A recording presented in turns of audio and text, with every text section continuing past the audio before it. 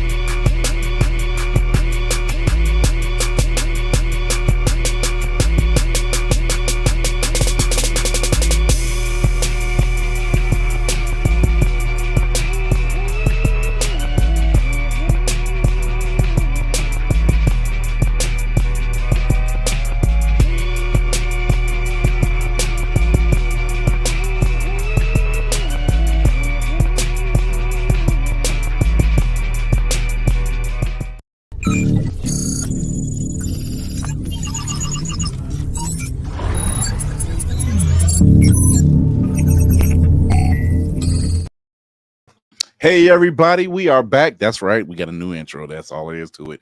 Back again Tuesday. It's your man on the wall, Chris Fury. Thank you for tuning in. If this is your first time here, thank you. Number one. Number two, go show your love on the YouTube channel, where you'll find all these other past dope episodes and dope interviews and just dope stuff that we like to do and talk about. So thank you for everybody for tuning in for that one. I want to bring in the second lady of the camp. Whoop-de freaking do. What's going on, Nicole? Hello, everybody. How are you? All right. Hey, we're getting our very own cinematic assassin in the building. What's happening? What up? It's camera's not cameraing properly. It's all good though. We're gonna make it work. I was fiddling with mine before coming on. I'm like, yo, I don't like the way that's sitting. So there it is. So, but what's been going on with you guys? Typical consuming content, reading books, enjoying everything that nerddom has to offer right now. Ooh. And it's What's offering that? a lot. You know what? You hiding something, Mayhem. So I'm gonna put you up front real quick. Before let's get the rest of the crew in. Navy Montel, what's happening? I know Navy got something. Navy, you know I do, y'all. Y'all know I do. So, real quick, a friend of mine asked me to appraise his comic collection, and from time to time, I'll find some gems. So I happen to come across this. Mm-hmm. It's the San Diego Comic-Con comic #2. This is the first appearance of Hellboy. That's always a plus. That is always the plus. I put it over there. Yeah. It's been great, man. I'm telling you, this has been a wonderful week for comics, especially vintage comics and everything. So get into y'all's comics and shit and stuff and blah, blah. Okay. Right. As the beard turns. Yes. Let's get our engineer in here. What's going on, Spartan? Hey, everybody. What's up, dude? Reverend? How are you? the Reverend Navy, Reverend Navy Navy? of the blurred church down by the riverside with the white rock and the picket fence. Our second lady, second Sunday, those of the Blurred Table Tabernacle and Choir Incorporated. Yeah, all that as well. Hmm. So, yeah, I can't with you, man. it's so I think everybody has a little something. But before we get to that, I want to bring in our special guest tonight. Our special guest tonight, Kuma Alexander. He is doing a bunch of 3D animation, and he's showing what it's like to create your own from Nerdy Bear Studios. Kuma Alexander, what's going on, my guy? Nephew, what's up, man? What's going on, family? How y'all doing? Let's give you the proper applause here. Let's get that in here. All right, so, love it. Man, he been rocking since day one, man. This is one of my favorite people, y'all. For real. This is one of my favorite people. I've been seeing a lot of your work. And one thing I love is when we create, it's all stink face. I've seen like yo, and then I look at people who have more than, and I'm just like, you see, it's not hard. Mm-hmm. You're just being cheap. I was just what's going on? Man, you just, you got to put in the time. That's all it is. If it's worthwhile, it's worth doing, and our mission has been the same since day one. And I feel a lot of us can sympathize with it. Seeing us in a space that we love, it gets no easier than that. So I took up the mantle to put us in video games and animation. So let's talk about the video games. Okay. All right. What? So what made you start doing this? What made you start wanting to do video games? Funny enough, I'm literally in that generation where video games took the plummet and then came back hard. The industry crashed, and I seen pretty much what video games could be, and I fell in love with it at an early age. Little bit of an obsession, I will say. And when I started, I started like everybody else, playing Mario, playing Sonic, and the usual, the OGs. And every story that I picked up didn't have us in it, didn't have our stories, right? And then as I grew up, I started seeing us being implemented, but like I would side eye it because I would be like, oh man, them braids ain't right, or like that story, like what are we doing? So when I went to college, I was like, I'm gonna become a software engineer and take it from there. I think that's what always happens is you see a need, and that need is obviously seeing yourself in multitudes of genres, right?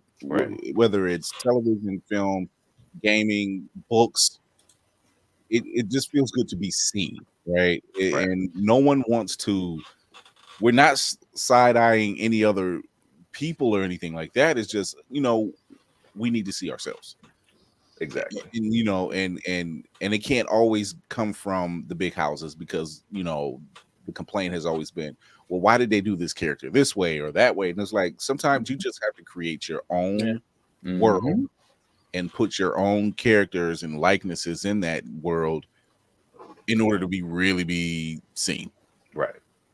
So that's been the mission since day one, is like, let me build my community how I see it. Let me show you this beauty, because I promise you it ain't nothing you ever seen before. So I love the confidence. Oh yeah. I'm in full Delulu. Like it is what it is. It is what it is. Like I says, full Delulu. No, it's all there, baby. It ain't nothing delusional about it. So I got a couple of the pieces that you have, but one of the ones that kind of caught my eye was this one. Yeah. So this is the pack draft card, right? So tell us about the characters we're looking at. Yeah, so this is from the demo that'll be out in May for our first production. The pack. The pack runs Amsterdam. Amsterdam is this fictional city that I've drafted. That is it's an amalgamation of the physical city of Amsterdam. I fell in love with the city once I visited it, but the spirit of the Harlem Renaissance. So every production we I do like it. has an injection of like Black culture, Black history, Black events, and even some of the characters are based on real life heroes.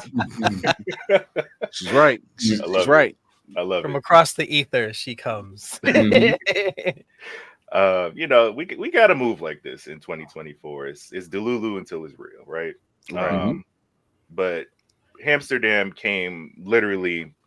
I had the stories. Most of these stories I wrote since I was a little boy, and then my writer's room took it, cleaned it up, based on a vision that I had. And when I came up with Amsterdam, I was heavy in the detective noir mindset, and I wanted to create a Black detective noir story based on this fictional city. So the pack, those 9 are actually the main antagonists. The middle being Dutch, who is based off a Loa, an actual Loa, a story of Loa, Uncle Mike.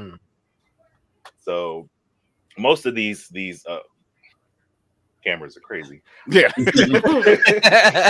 Most of these are based on some sort of folktale or something that's been passed down, and it's pretty much based on like real life people. Babyface down there in the bottom right is based on a combination of Ella Fitzgerald and Etta James. We even have a song from our in-house composer that has sung that. Most of the people that in these games, like when you see the 3D models, they're based after who they look like. I wanted to take the image, the voices, again, of our community, of our people, and put them into these games. So these were kind of the first draft, early concept ideas, and I gotta just to give say, you an idea. I that caught my eye so fast when you got them sent to me, and I'm like, I like these. It's given originality, man. Yeah. And don't get me wrong, we do love main house stuff. It's fine. It's what got us into all of this. But it's something different when you have characters that really mean something. Yeah. Like it's not just on the surface. Yeah. So when you dive into something like that and can really see yourself and have fun and just come up with the wildest stories and say, hey, this happened. What are you gonna do? What are you gonna do? Much. Yeah.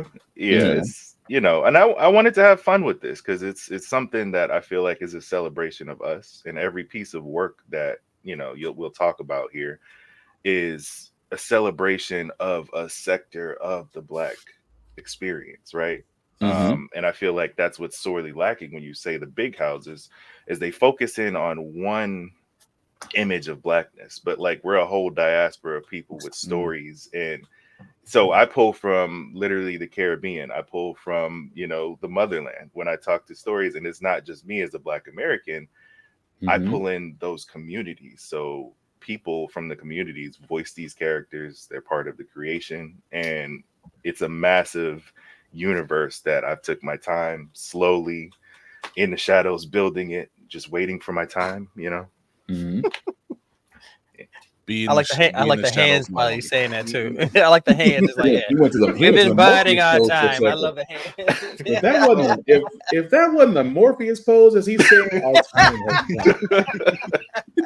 So Nicole, you got a question? Yeah. Right now it's a great time to be a nerd. There's so much content that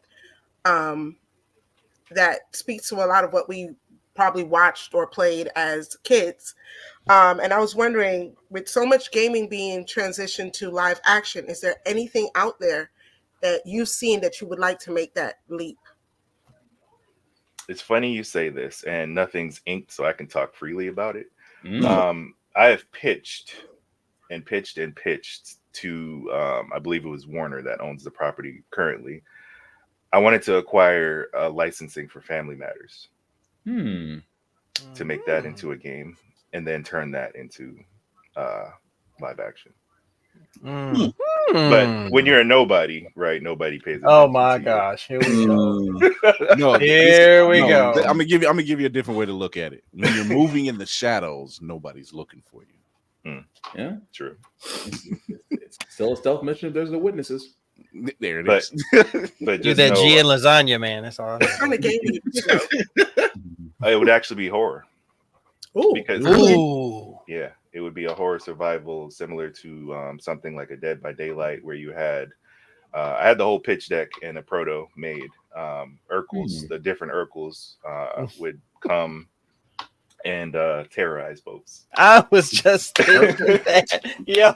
As a serial killer, dang. Go home, Steve. Go home. Go home. Go home. Yeah, but just be hearing this. that's just dead in the water right now. You know, maybe later, but for now we have our 5 in-house projects and 1 project that we're collabing with another studio for. Yeah, Interesting. Mayhem, what you got? Sorry, I'm just imagining like somebody creeping through a dark house. There's a body pinned to the wall, Jason Voorhees style, and it's just a sign that says, "Did I do that?" You literally beat get me out of by my half hand, a second. the opening would have been actually Judy Winslow. We would have picked up with where she was. Judy Penn. She went upstairs and never came back. She finally came down. You know where she went now. Yeah. So, but you know, it is what it is. My question: how much coding to go from just like a blank screen to just a character model able to walk across the screen? So there's 3 parts to that question, because that's 3 different roles, right? Game dev kind of blankets everything when we talk about that, but there's artists, there's modelers, you know, people that rig the characters, where you would see, I don't know if in the packet I had a 3D model. Those are usually built in something like Blender or Maya, 3D Max. And then you have people that program what is called kind of physics, right?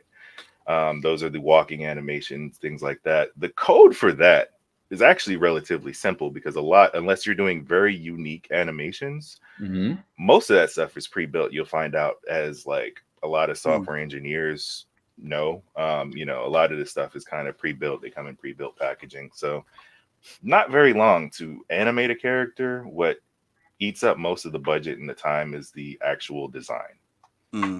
Yeah. Yeah, I would have to agree. Yeah, I would have to agree. That tends to be the thing. You have it in your head, but then once you start having to flesh it out, when you got to bring it when you have to bring it to reality, that's a yeah. So Spartan. Oh, go ahead. No, I was just go, man. Sorry. You're talking about like how many people are sort of involved in that, like if that sort of like being your baby, so to say, is like, is that like a little like for you to like get it out there and then like have this person and this person and this person work on it? Yes. My journey started alone. 2018, it was just me. And you come to, I think every you know, game developer comes to this junction where it's like, fam, I need help. And with my background being technical, you know, I can think left brain, right brain, but as far as like creating that music, characters, drawing, nah. I did submit some line art that I did, and like that's where it stops for me. So I think around probably the panorama is when I was like I had to get help, and that's where I brought the first person, Will Dotson. Shout out to you. He's the head of our audio department, and he does a lot of us do part-time stuff here. But I started kind of building my team, and that's how we got to 25 today. Was realizing, hey, this is not my expertise. I'll steer the ship. I'll overlook the writing, but for the most part, I need people who are good at their craft and passionate to be part of this. Cool. I like it. Yeah. Navy. Why you put me Oh on? no, Like, Spartan. Yeah. Spartan. I know. I You was gonna going to say, dang. But Kuma, what I would ask you though, just because I'm sorry, the whole thing of Steve Urkel still as a serial killer, just hearing the snort like a Jason Voorhees, just hear that, just act like I'm sorry. Anyway, question. Let's go with that. Unlimited budget, no legal, no red tape. Nothing preventing you from allowing to do your most ultimate creation. I'm talking about you have the green light to do so.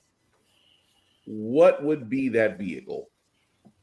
That's a dangerous question to ask a nerd. And I feel like you know that, but it's okay. He knew what he was doing. Unlimited I'm literally budget. handing you the Infinity Gauntlet and saying, what do you do with it? Unlimited budget, because I have the animation of early 90s cartoons. Good Lord.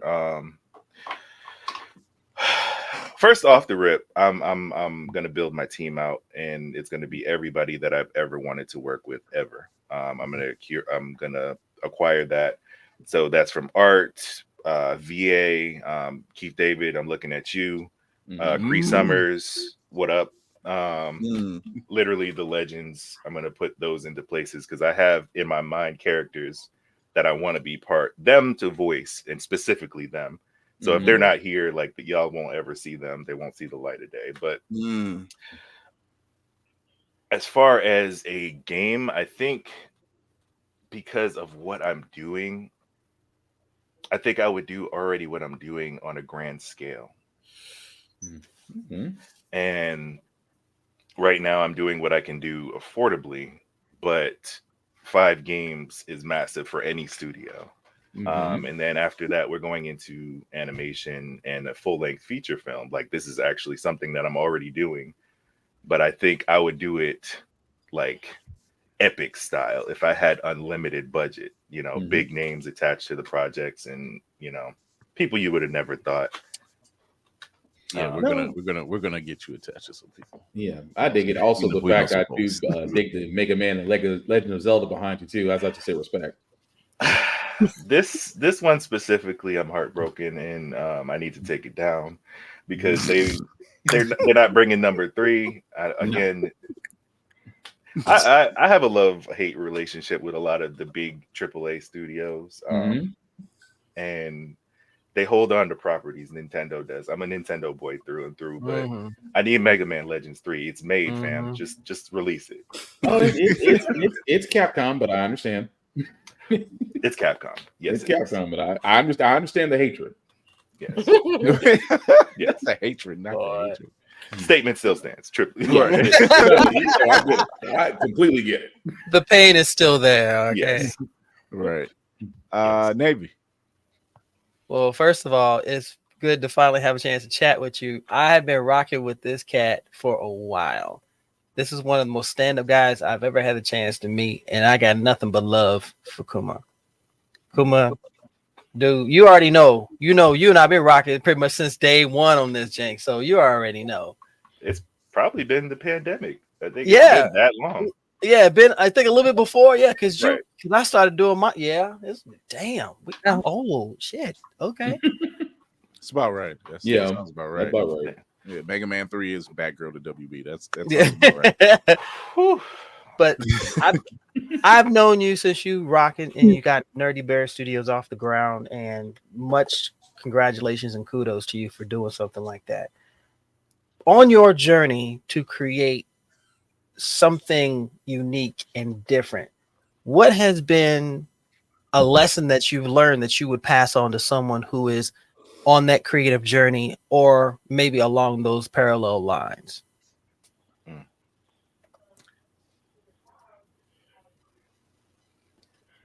it's twofold.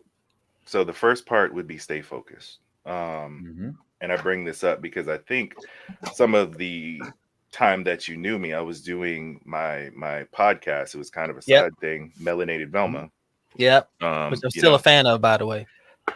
it was, my love letter to Black women and part of my way of giving back, some of my platform. I would do these whole, it was a whole production, part of my team. I had set aside to write for this. Like, it was a thing. But I realized it didn't serve the purpose that I needed it to serve if I was to make this Nerdy Bear Studio a thing. I'm already overextending myself, 2 jobs, husband, dad now. That was just another thing that was pulling away from me getting this done. And had I talked to myself then, I would have said, stay focused. It's something I love doing. And if I had the time, I would pick it up, but there's only one of me. And I realized not everybody has access to a clone machine or a DeLorean, let alone a TARDIS. That makes it rough. Look, stay out of my head, okay? So that unlimited wealth, it's going to be a TARDIS sitting in my backyard. I'm just saying. Time travel is rough. I don't know if I could deal with 2 of me, because I'd be sick of me sometimes. So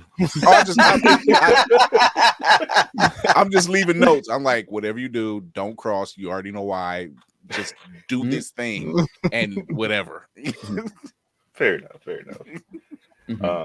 Stay focused is part 1, and then part 2 is believe in yourself. Yes. Believe in yourself. There's nothing too crazy, and people will give you freely advice trying to talk you out of whatever you got going on, but you know what you're talking about. Yep. What's with the hat, Will?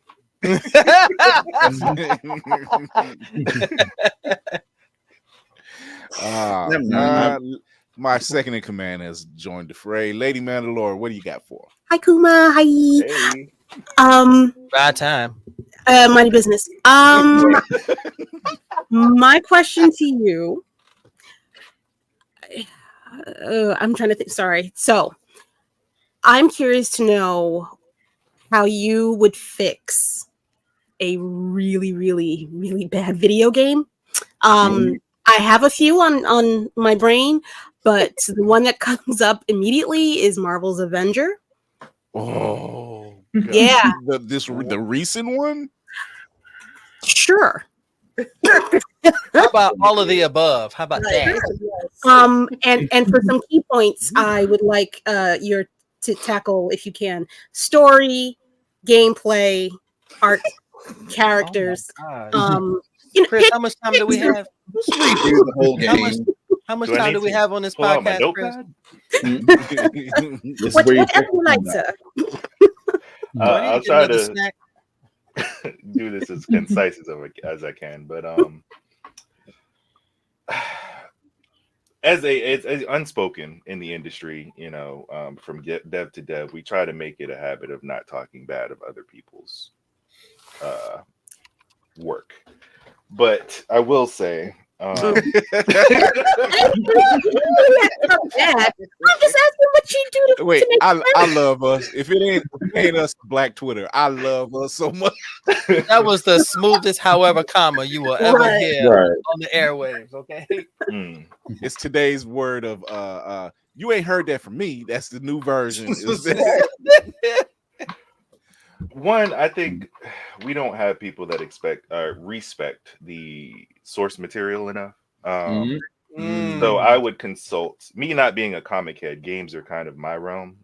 Me not being a comic head, I would build a team of people with proven knowledge first, to consult them on, like, okay, this is the story that I have in mind. These are my storylines that I want to follow with the Avengers. How can we branch this into like a trilogy? Because everybody loves trilogies, right? Yeah.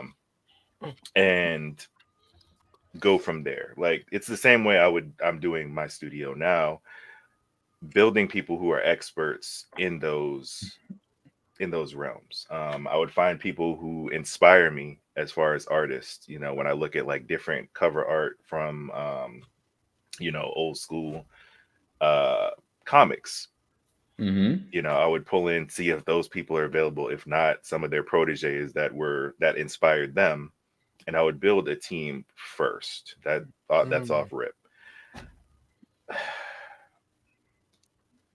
It's okay. I don't want to go too much. It's okay. I'm trying to go kitty gloves because I know some of these people as mutuals. So like, Okay, that's I understandable. understood. Okay, all right, That's well, completely fair. Your question's always trying to get somebody fired. well, I'm the boss, so I can't get fired. I get it though. You just How you big try is that to trap hole? Okay. But I'm always be truthful. There's one thing about me. I'm gonna tell the truth. I would say stick to the source material as a blanket statement. Artwork, find people that are actually good at their craft. We go for the bottom dollar often in this industry, and you know, I'll leave that there. But Okay. Okay, so enough. I'll say Fair I'll put enough. it. I'll try to make it a little less painful-ish, or No, she who are won't. you talking about, motherfucker? Ish. No, she won't. I would say that I would put the majority of the blame on the higher ups, not the devs, because the higher ups are going to say, "Well, I don't understand. I don't get it. How come we're doing this? Why can't we just make it simpler? I don't understand. I wouldn't want to play it like this." Nobody's asking you. Nobody's asking you. on that, we see eye to eye. Yeah. I think it always starts top to bottom, especially in this industry, and more often than not, like none of these people is reading the source material. You ask them the difference between, Iron Man, War Machine, and what's his name, Exo Man of War.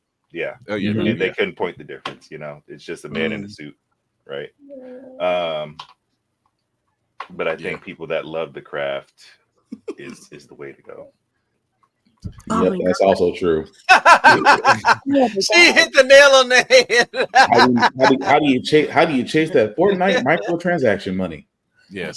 So I want to show one of your games, which is I'm just looking and I'm like, it's when you say Nintendo guy, and I'm like, that's just exactly what I get from this. Yes. From just visual right here.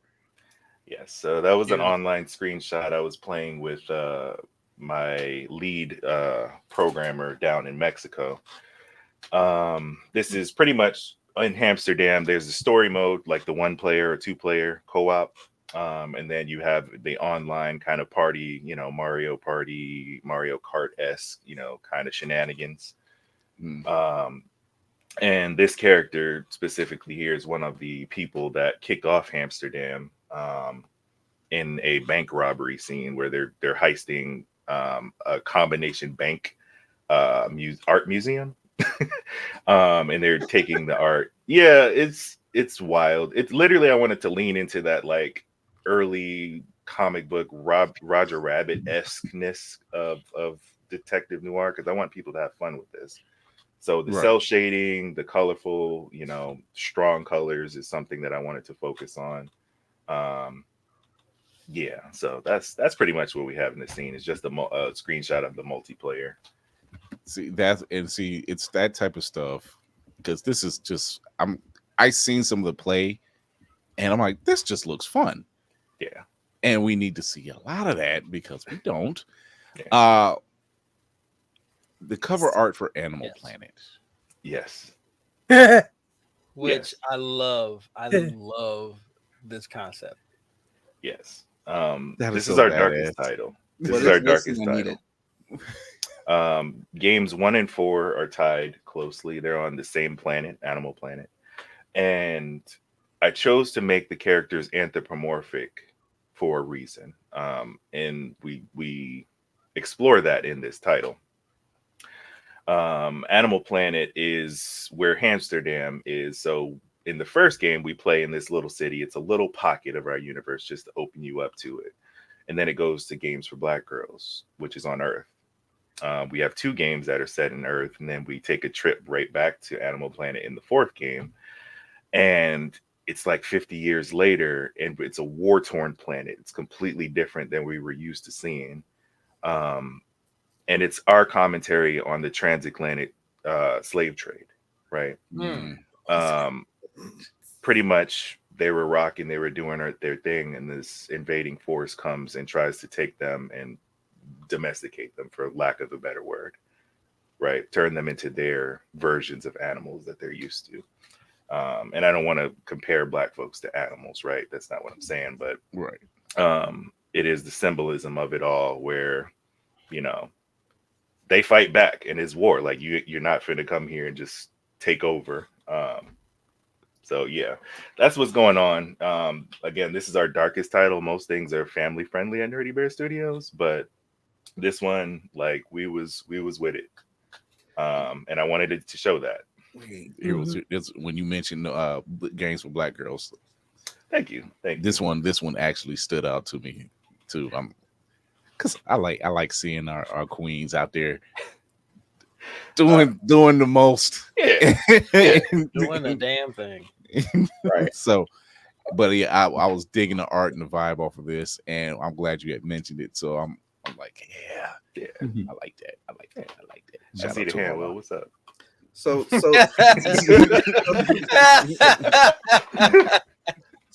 the Slave Rebellion gun hippo, that's not a comic I can read right now. That's not.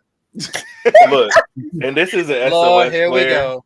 I done heard the question a million times. I'm not going into comics, but if there is a comic studio out there that wants to partner with us and take on, I will freely give the license.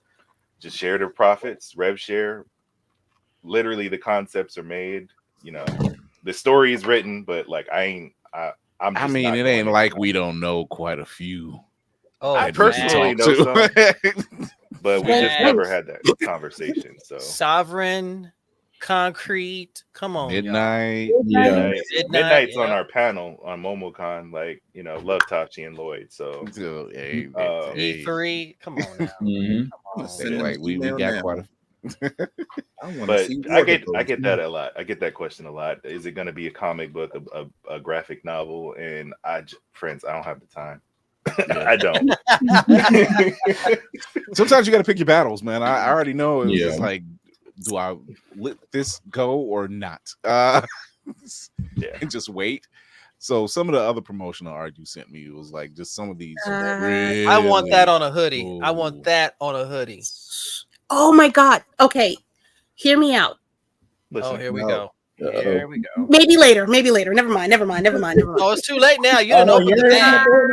No, open the bag. I know you drew this, but this would be fire as an Ozzy the Virus. I have to correct that. Yes, Shout out sir. to my art, my art team. You like Nerdy Bear, like yes, you. okay. Yeah. Yes. Ozzy the Virus that'd be a pretty bitch. It would be on a wall. Ozzy gets his hands on it. It's gonna cook. I'm talking about in a wok, in a Dutch oven. It's gonna cook. Okay. Yeah, that was a character from Animal Planet. Again, they're anthropomorphic, and they can go between animal and human form. So yeah, you'll see that a lot where you'll see a character, like for example, in Hamsterdam, the main character is Detective Fatback. I'm on board. I love that already. I'm on board. I love that already. You gave the name, Detective Fatback. Detective Fatback. Yeah, there's two co-protagonists. It's Fatback and Collard Greens. I knew you were gonna say that. Yeah, Peggy Collard Greens is the player 2. I love it. Far if you don't clip this, you're fired. Okay. That's all I gotta say, sir. I don't know if I gave you a picture of Peggy, but she has the 1950s outfit on with the little pig ears, and you had a lot of people. Let me see. You said the pig ears. Let me check in. Fatback and collard greens. Fatback and collard greens. Why does that sound like a 70s buddy cop show that never got here? Fatback and collard greens. Right. Like, you can't be real. Are you serious? They were like, no. That's if they remade Bullet Train, but did it here? No, I don't. Lord. You can hear the narrator solve the crime in half a dime. Fatback and collard greens. Fatback and collard greens. They got Slim and Twitch beats. Played Groove Line by a Heat Wave in the background somewhere as you see him running up the street. I love Sam and Max. It does give Sam and Max vibes. Mhm. Said it gives Sam and Max vibes. Yeah. For those who don't know, that was the 90s. Mhm. That part. I require you to revisit those years. Those were good years. Mhm. Speaking of which, Good times. In the 90s. I see what you did Nice. there. Nice. Nice segue. Yeah, It's a gift. I It's a gift. So this love is that. the conclusion to our universe. We skipped over connectivity, but it's fine. Because this one is my favorite. I'm gonna be honest. Final Fantasy, it's no mystery. Final Fantasy VII specifically is my favorite game of all time. Respect. So I had to make an RPG and a black RPG that was set in what I consider one of the greatest time to be black, the 90s. The culture. This is true. Right. There was an So explosion. fashion. Come on now. Yeah. So everything comes to a head. We've gone through this journey in our universe. When you start out, 40s, 50s in Amsterdam, this finishes in the 90s to present day. And you have everybody joining together, the main protagonists of each game, minus one from Animal Planet. And I won't spoil it, but still trying Rebirth. He's stuck at the beach for Reasons. Really, Tafari? Reasons? I hear Philip Bailey in my back and in my head right now. So Is it a cup full of reasons? So the fact that you are just branching out in just various forms, it makes one wonder, could you see this as an animation, just like straight out series? Well, yeah, we're actually doing animation. We have 2 projects that are part of our development cycle. Do you have this whole plan is like a 10 to 12 year plan. Oh God, yeah. Oh, the work is being put in. Yeah. Yeah. That's Games the J for Black Michael thing. Girls. Yeah, he's got the stretch going. Yeah. Games for Black Girls will be a children's animated series that we have already drafted and want to. We're in talks with Blurred Station, which I know we're all familiar with. Yes, I've heard of So, yeah, we exclusively would like to launch with them when it comes time to launch that, because we're focused on the games first, right? But the timeline goes 2 games, 1 animation. So Amsterdam, Games for Black Girls, and then the Games for Black Girls cartoon. Then we go on to finish the game, and in the 90s will be a full-length feature film. It'll be animated. So that's the plan. Our people in animation, as we're finding out, are really deep and rich in roots. When you have the Larry Houstons and everybody else that's involved, you realize just the Larry and DeJeanette's, when you find out just how deeply rooted they are in just nerd culture in general. And you're just like, here, we're finally putting that spotlight on, say, hey, check this out. If you like this, look who was behind that, and check out some other stuff that they've done, So I know it is well past time for that exposure, I guess. Yeah. Because the flowers need to be given. That's just Navy will be the first one at the door, I would have been the one ordering them. He was like, don't worry, I already got them. I'm at the door delivering now. So I gotta say, from just person to person, us as family, especially you, Navy, like, that is much appreciated. When we're out here working and making it happen, there was one live you had that I was literally in the comments in tears, like, You mother, like I appreciate you better give that praise. Like I love it.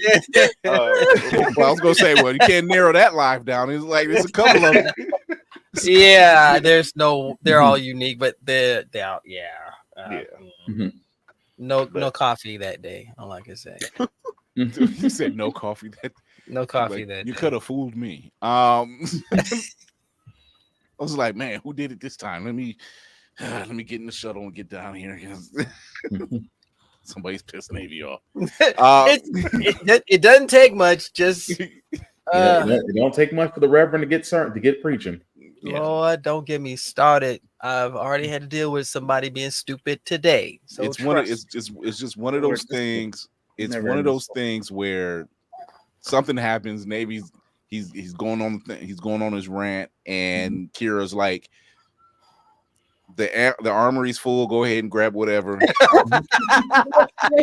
I'll get the car. Make sure it's gas in it this time. Don't want to get stuck on the interstate talking about oops, hell. Last time we got stuck mid-drift. It took a minute. So we're going to take a quick commercial break. We're going to come right back with our guests. We got some news that has been hitting. All it takes is a week. It seems like when we're not around, it was like they're not there now. They can't expose anything. No, wrong. So we will be right back.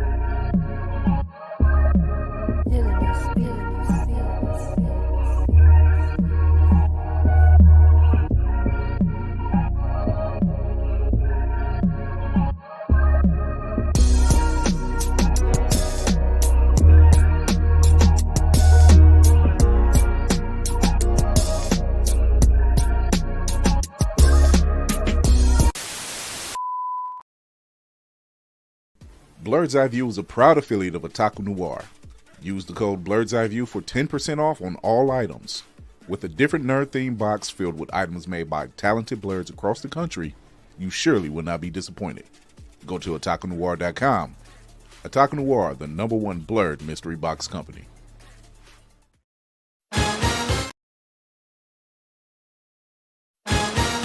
This just in. Feeling groggy in the morning? Coffee just can't give you that pep in the step that you're looking for? Try Pop Starts for that great get up and go that adults need. Pop Starts has the vitamin and nutrients that only grown-ups can partake in, and with flavors such as tossed salad and scrambled eggs, and Jack Daniels and Bud Light flavors to start your day or end it. There's nothing better to wake up to unless you count that depressing cubicle job. Well, anyway, try Pop Starts today.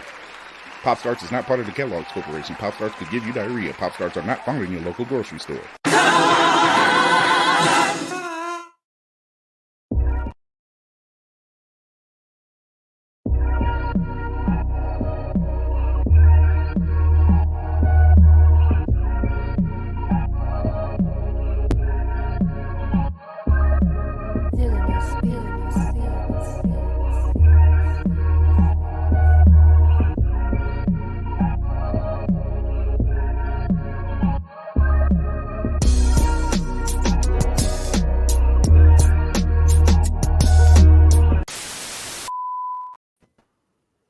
All right, we are back. Venetian mayonnaise. I have no sense.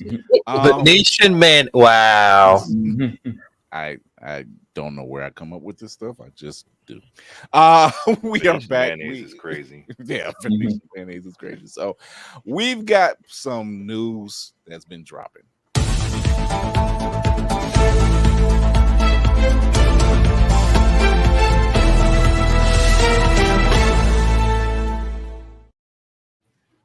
So as Spartan would be one to tell you, CinemaCon dropped a crap ton of news, which is considered one of the biggest conventions for movie theater conventions out there, and that took place through April 8th through the 11th, I want to say. And it's about 31 movies.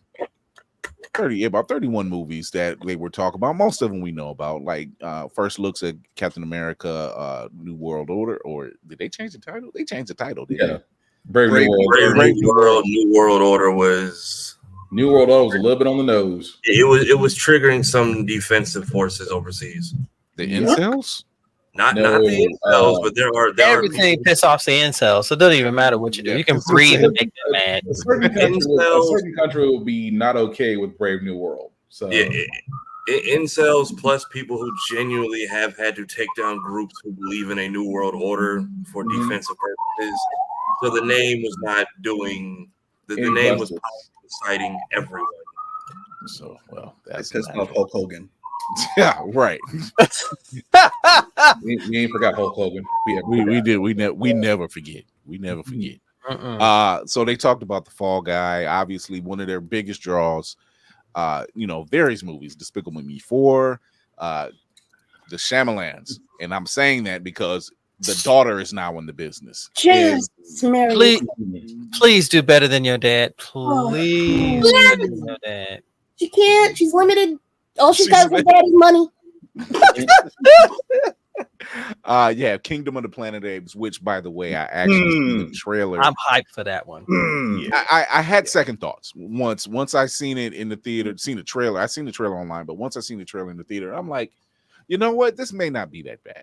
It may not be that bad. So let's give this a shot. But the one that was on everybody's lips, and he was glad they were there, was Deadpool and Wolverine. They showed about 9 minutes of that, and people lost their minds. And if I'm not mistaken, the popcorn buckets have been revealed, at least for one type of theater. Those are fake. They can't be fake. Yes. No, that was boss art. Okay, right. I was gonna say that with the okay. I still stick with my prediction. It's a little on the nose. That's what I'm saying. As long as it's not Doom. As long as it's not the Doom popcorn box, we're good. Oh no, that one I seen was, I'm like, oh, okay, that's a bit on the nose. I'll remain silent when it comes to that. Again, part of the people that are on the panel are actually part of that. If we don't know the epic voice guy, John Bailey, who also voices, I think, Deadpool. In a world. Not only works with Nerdy Bear Studios, he's very close to that project. So I'm gonna just okay. Yeah. So there was talks of If, which is another Ryan Reynolds ran movie, I should say, Furiosa, which is a prequel to Furiosa from Mad Max Fury Road. That trailer looked incredible. They have a lot. It's a lot of movies, Inside Out 2, which looks, let's face it, those movies are always fun to watch. Yeah. You might have a less favorite one, but just something about those type of Pixar films, they just have a little heart. They got heart. They're fun to watch. You didn't tear up watching Inside Out 1. You got you're right. You're just like, damn, I kind of know what that's like. A Quiet Place Day 1, they showed the trailers for that, which looks insane. So I think here's the thing: theaters need a shot in the arm, and they also need to stay in the theaters a little longer. Yep. That part. But it's kind of hard to see a return when your movie's only in the theater, no matter how successful it is. If it's only in there for 45 days, that's really not a good gauge to say, hey. This is why I'm waiting for those streaming deals to hit their CBAs, because once they do, they're going to be like, so you want our movies to go streaming? You're going to be paying more. You don't pay more, we'll go back to the theaters and force you until our theatrical run is over, and then we'll deal with you. Yeah. So I mean, Disney Plus is already talking about creating a couple channels going back to old school television. Yep. So it's only a matter of time. As long as it ain't Tubi, I'll see what's going on. Not too. Whatever they're doing, I need them to figure it out pronto because I'm missing out. All right. I missed out on Godzilla. No, you can still go see it. No, not Kong. Not Kong. Godzilla Action. Yes. Oh, okay, the other one. And we can't watch it anywhere because of the they're all the red battle. They're within battlings. Right. Yeah, I missed Doom Part 2, so I'm mad about that because I love Part 1. I wanted to see that. I managed to actually go see Godzilla and Kong Frozen Empire, and when I say this is really good, I'm always doing like this. I'm like, this should be this damn good. The one I missed out on was 01. Yeah, minus one. Minus one. I saw the new Empire though. Yeah, minus one. I think minus one was out longer than any of the other ones that are out right now. Yeah, I think it was almost 2 months. It was actually. It was. Yeah. They still don't have their. They still have a Blu-ray release planned yet. Nope. Oh, because Japan is sitting there like, they released it and then they re-released it and said, yeah, you can watch it in black and white. And I'm like, you guys just okay. Japan's holding that like an ace card in spades. Like, you gonna pay us, but we drop it. Yeah. So it's just good stuff. Beetlejuice, which is in September, I want to say. Yeah, September. So there's a couple of them that it's not as a heavy year as what we're used to, but there are some contenders. It's like, you know what, let's spread this out, and I'm grateful for that actually. Opposed to just like, all right, May is here, let's start dropping them, and it's like it's one every other 2 weeks. So I said, figure out your release dates, keep your movies in there a little longer, have fun with it. I miss the old days. Yeah. The olden days. I was the let's go to the movies crowd, right? Popcorn bucket and dancing soda, whatever it was. Yeah. Let's go to the movies. Same.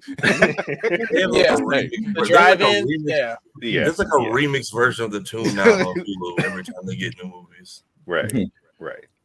So I don't know. When it comes to movies, like, of course, I'm very much a nerd, and I'm going to watch everything you stated. But I'm specifically looking for the video game movie verse to take off. Speaking of which, Keanu Reeves, who has done no wrong in our eyes, as a matter of fact, him and Ryan Reynolds, really, Kira? As a matter of fact, him and Ryan Reynolds and are pretty much neck and neck on being the white Jesus, the least problematic, if not problematic at all, people that's out there in Hollywood. But he will be voicing Shadow in the next Sonic the Hedgehog 3 film. And I'm just like, Keanu, you like this, don't you? You like playing this just tougher as nails, and Safari had the most best explanation. I can't top it. I can't top what he said. I'm telling you, Maria is to Shadow what that dog is to John Wick. That's when the stick is getting pulled. I'm telling you, these kids, we've gotten 3 movies in 4 years. I get it, but if y'all are old enough to go see the first one, you got to be at least like 10 now. If not, blame your parents. But second he cocks the gat, I will scream like Cap getting the hammer in Endgame. And I'll do it by myself. I don't care. This movie is you're not alone, because trust me, spoiler alert, seeing Beast at the end of the Marvels, I was just like, right. We're here now. And then somebody must have used chaos. He looked good. How did y'all leak everything in CinemaCon except this movie? Right. There was a whole fight scene apparently. Again, the same people that went after GTA, the GTA leaker. That's why you don't hear from them anymore. Yeah, that was such a small release, and the next you're just like, he was never heard from ever again. What? Somebody check on him. Check on Let somebody check. Meanwhile, he's in jail saying if I get out, I'll do it again. No, he ain't getting out. That's a you might as well just go ahead and start pulling a Shawshank Redemption on that one. You ain't getting Oh out. my God. That part. I can see that happening. Keanu but- has made this a great Christmas. The way you said that, you made him sound like Fleece Johnson of. And I'll do it again. Basically, You do this the easy way or the hard way? we I are want getting, you, and I like you, and I want you. we're getting Keanu Reeves for Christmas, folks. Oh yeah, definitely. Yeah. So Marvel has had another round, apparently had a small round of layoffs. 15 staffers at the Marvel Entertainment in New York, as well as studios in Burbank. It seems to be junior level staffers in the production and development department. So while the company, as they say, as the company reassesses and reduces its slate of upcoming projects, no further layoffs are expected beyond Monday. That's what they want you to believe. Inflation. Yeah. It's inflation, man. As a Scrooge McDuck, the next load of money to the vault. They've had to look. We've paid a lot of money to get all these people in the Deadpool movie. We need a sacrifice. On top of all the new unions that they have to make sure they don't fuck around Yeah. with. That. They mean, need if y'all development as well.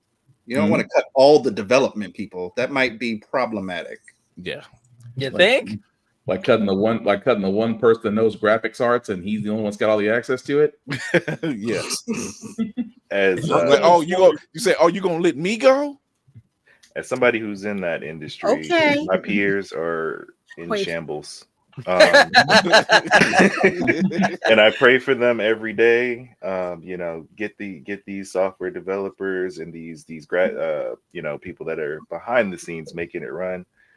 Just get them a sandwich, because they need help. I laugh, but I don't, because it's something that it came out of nowhere. Some of the biggest studios just having massive layoffs. To where you go on LinkedIn and it's just flooded of, hey, I'm so and so from Bethesda. I've been seeing it. I'm like, why are you guys? I'm worried. I've said it Don't make once me and I'll worried. say it again. You know, a company is terrible when they get rid of the help but keep the executives. Right. If y'all couldn't afford to keep Bo and X-Men, just say that. Speaking of X-Men, nice segue. Oh no. Do I need to go get my vodka? Okay, because I'm still drinking from last week. What the hell? I got my hanky ready. Let's do this. So, first off, X-Men 97 directors are potentially taking the characters in the live action for the MCU reboot. Say one more. What? I'm sorry, What? They are the directors of X-Men 97 are potentially taking the characters into live action for the MCU reboot. Specifically. Okay, can I say? But what about the right? Way too early to be excited because Right. they have dropped the ball on this so many times. But it's different now. That's what they said the last few times. This is how we know it's different. We know about Halle Berry playing Storm. And even in Navy, you can back me up. Even in Wizard World magazine, they used to have fan casts. Yep. Patrick Stewart was always the pick for Professor Xavier. Angela Bassett was always the pick for Storm. News just came out that she did try out for that role. And we lost Kara. Where's the log off button? You know what? If you literally listen, if you actually found out who auditioned for each of these parts, it would blow your fucking mind. Because it was literally in your face. Like they literally said. The reason why Angela Bassett didn't take the role? Who's writing it? That's who's right. Who's writing it? Because Patrick Stewart was part of the fan cast. Angela Bassett was part of that Dream fan cast, and Kelsey Grammer was also part of that Dream fan cast. And out of those three, two of them got the jobs. Yeah.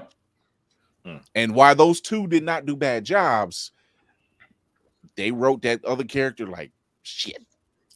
Right. That's like you knew it was a problem when you took the most powerful X-Men and you turned him into a statue. Yeah, we ain't talking about What's that. Yeah, reminds me of a rock song I used to hear. Hot garbage. I'm telling my wife, she's like, "Who is he?" And I'm explaining it to him, and I'm like, "Say he's gonna get out of this." Damn. Your mutant power is that you can survive anything, and you get turned into a McDonald's playpen statue. Right. Yeah. Survive everything except that. Exactly. So no, so it's here's tequila, sir. so It's good tequila. That's why I'm sipping slow. That Don Julio Silver? No, this is Siete Leguas. This is you some know. other.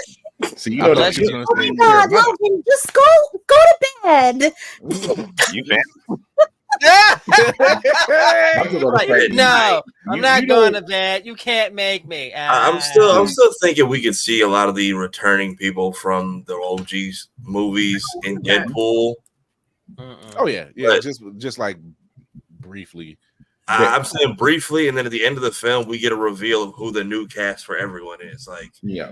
I know She Who Shall Not Be Named is coming in as Dazzler, but I don't see that being more than like a 5-minute cameo. They're going to treat. I swear to God, they're going to treat that character like they do every version of that character in every animation of that character. Brief, done and done. But that's where I agree with Reverend Navy. We can't. It's too early. It's too early to get excited about it because we've seen what happens when they try to do live action X-Men. We have multiple examples. This is when I get excited. When I go to the panel at San Diego and I can ask them questions and they answer them instead of saying we're under an NDA and we're not able to answer that question. So you mean nigga don't ask? That's what your NDA is? I know my NDA is nigga don't ask. Straight up.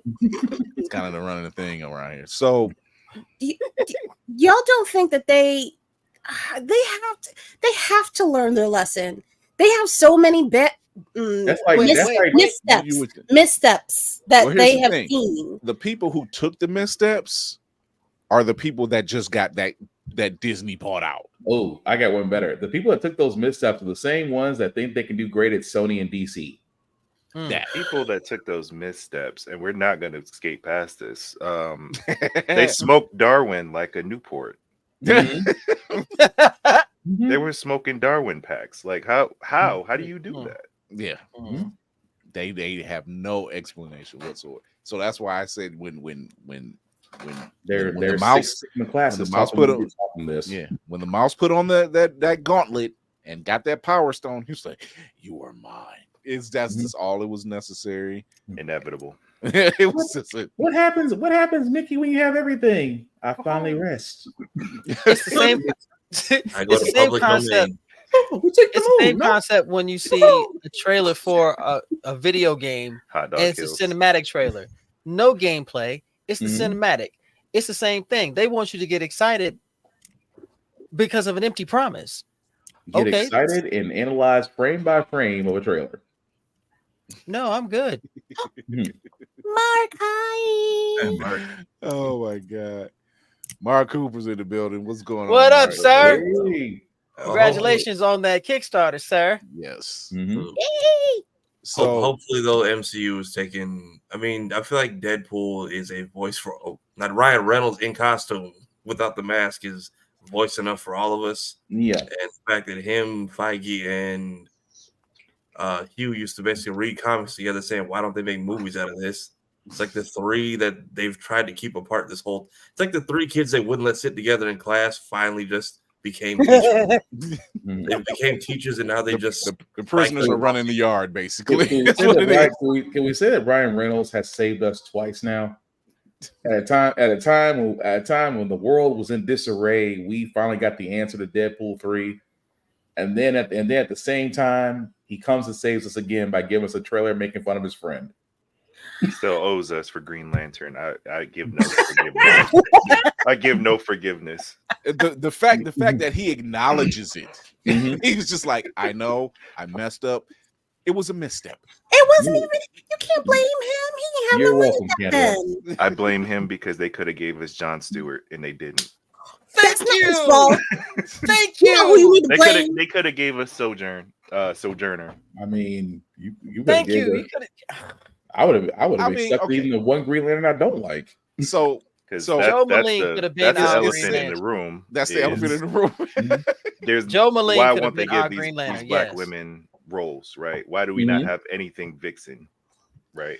We've been saying not that to for get a on while. a soapbox, but yeah, you're no. We need on that one. We need a Vixen past the DC Nail CW on that. Vixen. We need something past that. When your highest rated streaming on CWC was Vixen, and yet you decide to give us Naomi, that says a lot.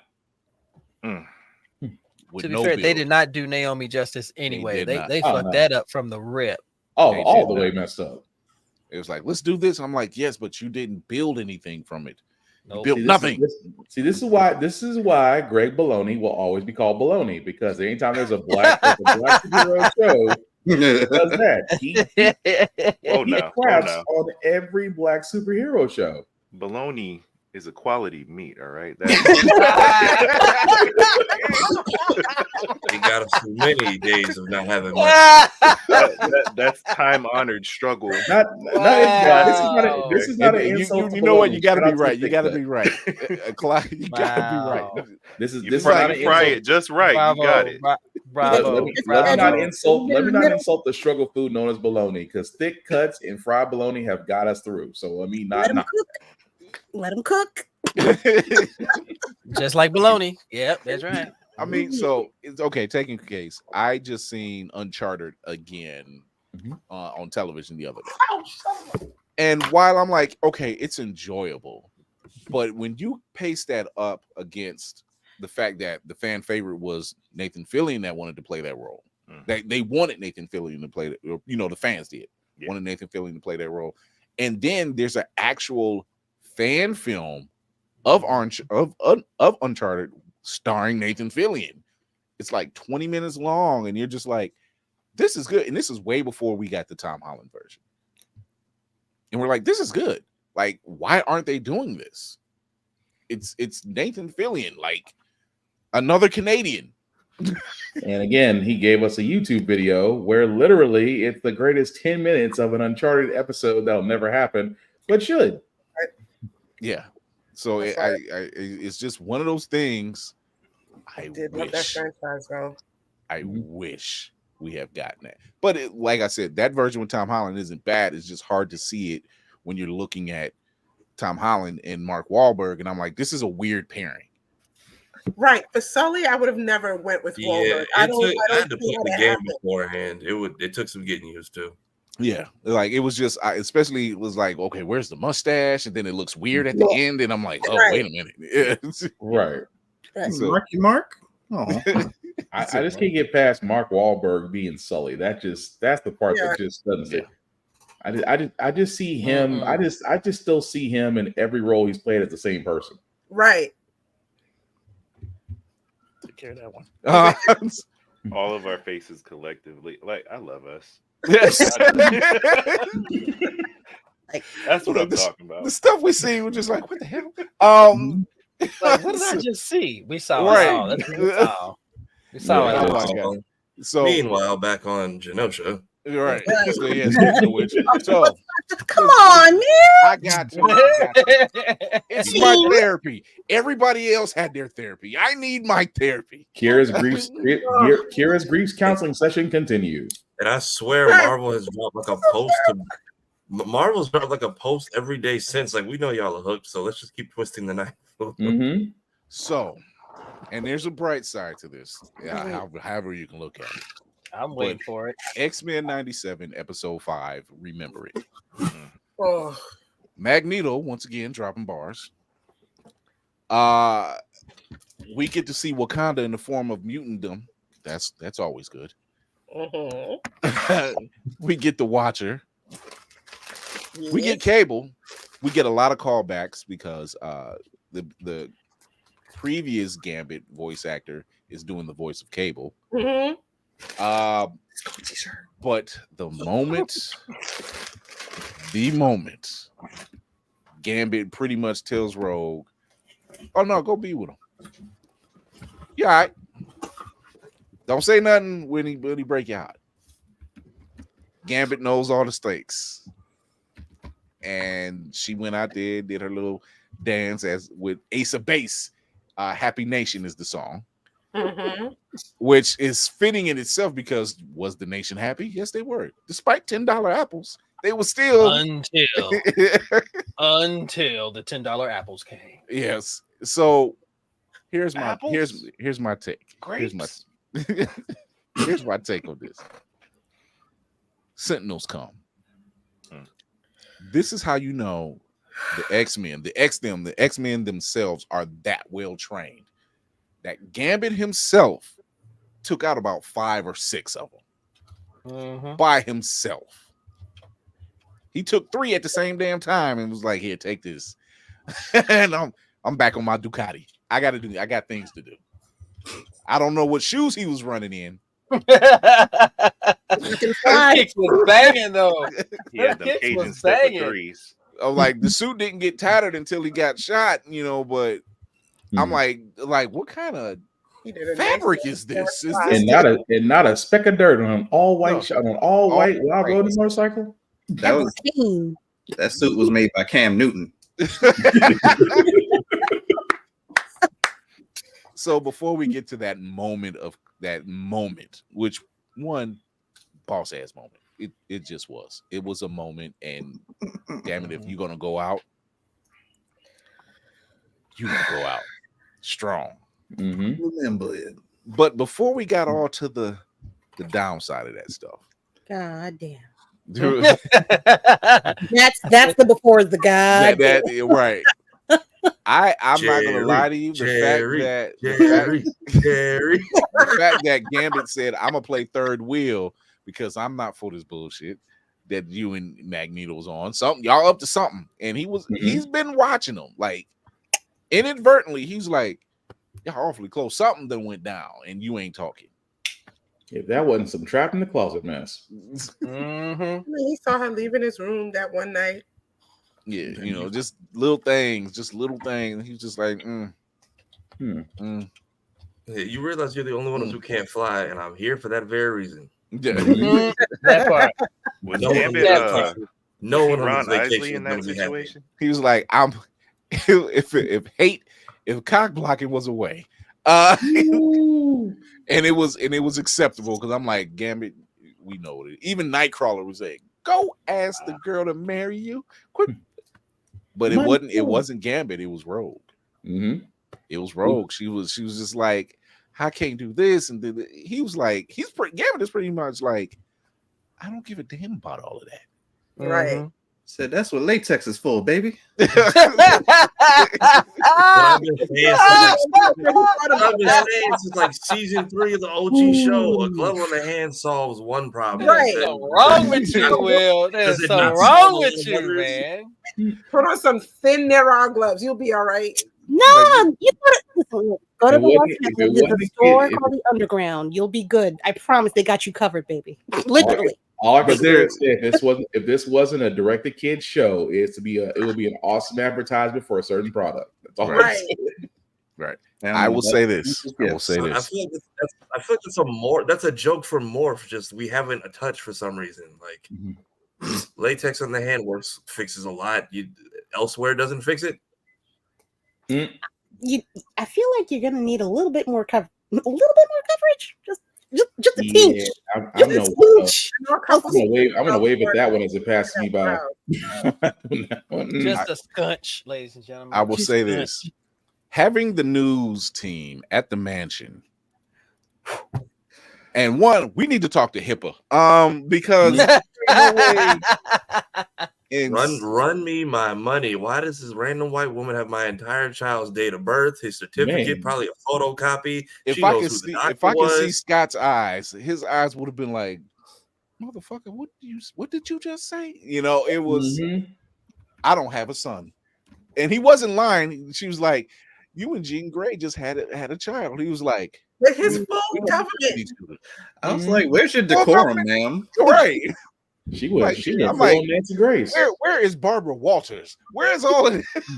It's a matter of public record. What are you talking about, Scott? My ass.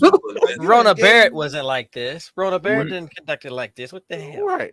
So in the- my lawsuit is about to fund the mansion and extension and the therapy, me, Right. Gene, and Natalie all Rebuilding. have Mhm. together. When he went in on her, first off, he was like, he didn't Yo. lie. He's like, him and Jean don't have kids, and They so he don't. didn't lie. Yes, It Kim was Kardashian didn't the lie. tone of the why lie, Scott, which would have set me right the fuck off. What She'd you have got blasted. When he said when he went in on her, Hmm. he was like, "Thank God we're We're not like you." I said, Yeah. "That's that guy I was looking for." That was a little bit of Magneto. That was a little bit that was about to be a Magneto speech at the bat. I was giving you flack back in the day. But I was waiting on them. I'm like waiting on them Nah. balls to drop, my brother. No, I'm about to say, yeah, that second one finally dropped, so it was great. It was like, Duke up, now I can be an asshole. Yeah. Hmm. I'm like, I just wish Magneto was on the other side going, see? If Magneto had been there, he would have been standing back just like this. You should have said more. That's what he would have said. You left out a little something, but I like what you did. Hank would have been that dad who He takes was. his glasses Definitely. off and pinches the horn of his nose like, Oh, wait, he was already had. Yeah, he had that moment when yeah, I saw it. when him and Jean were actually arguing. He was just like, "Oh dear." Yeah, in front of the money, arguing in front of the money. Not in front of company now. Right. You couldn't wait till after they left the cheat. You had to do all this just now.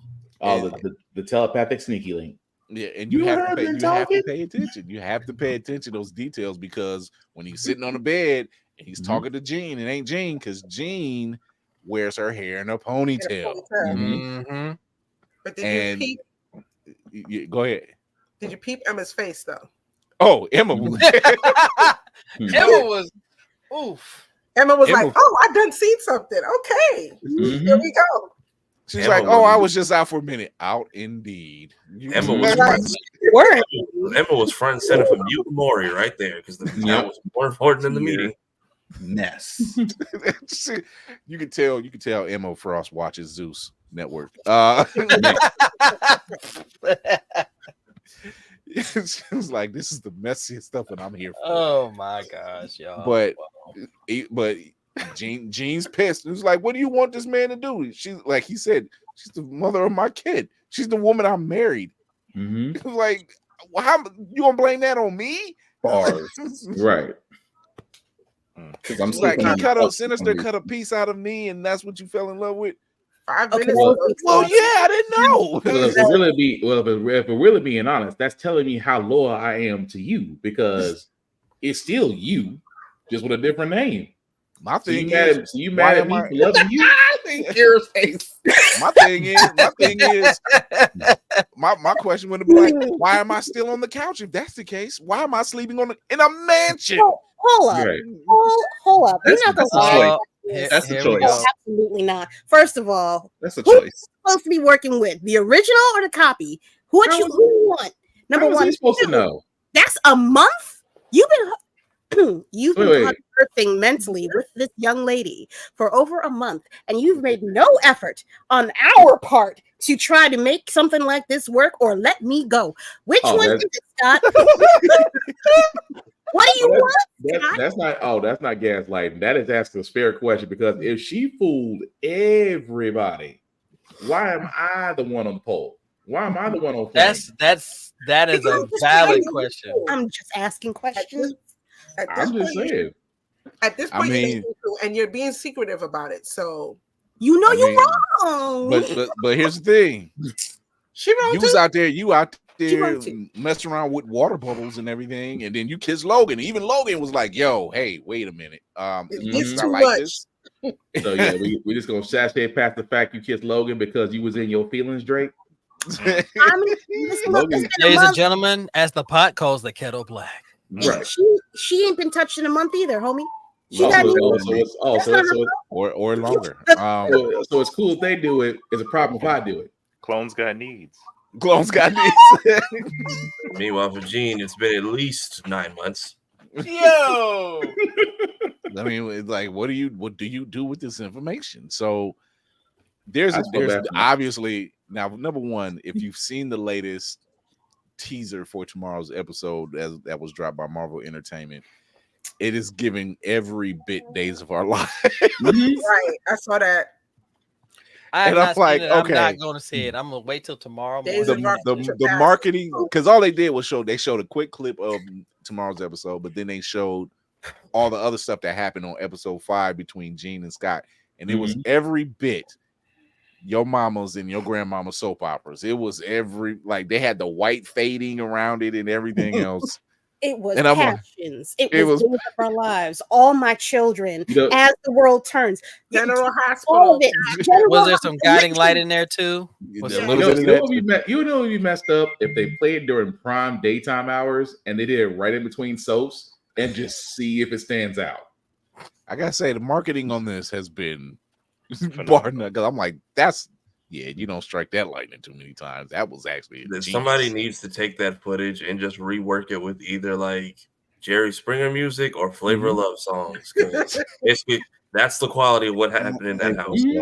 Now we have to explain ourselves to these strange ass people. Meanwhile, on Genosha,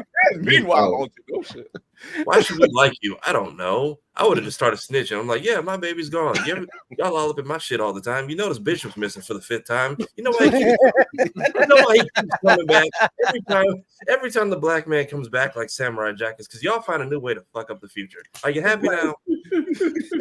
Like sands through an hour. These are the days of our lives. So while all of that drama was going on, at one point it looked like it was Freaknik a little bit, or Carnival, I should say. Over on Genosha. Crop over. Speaking of that, fuck on it.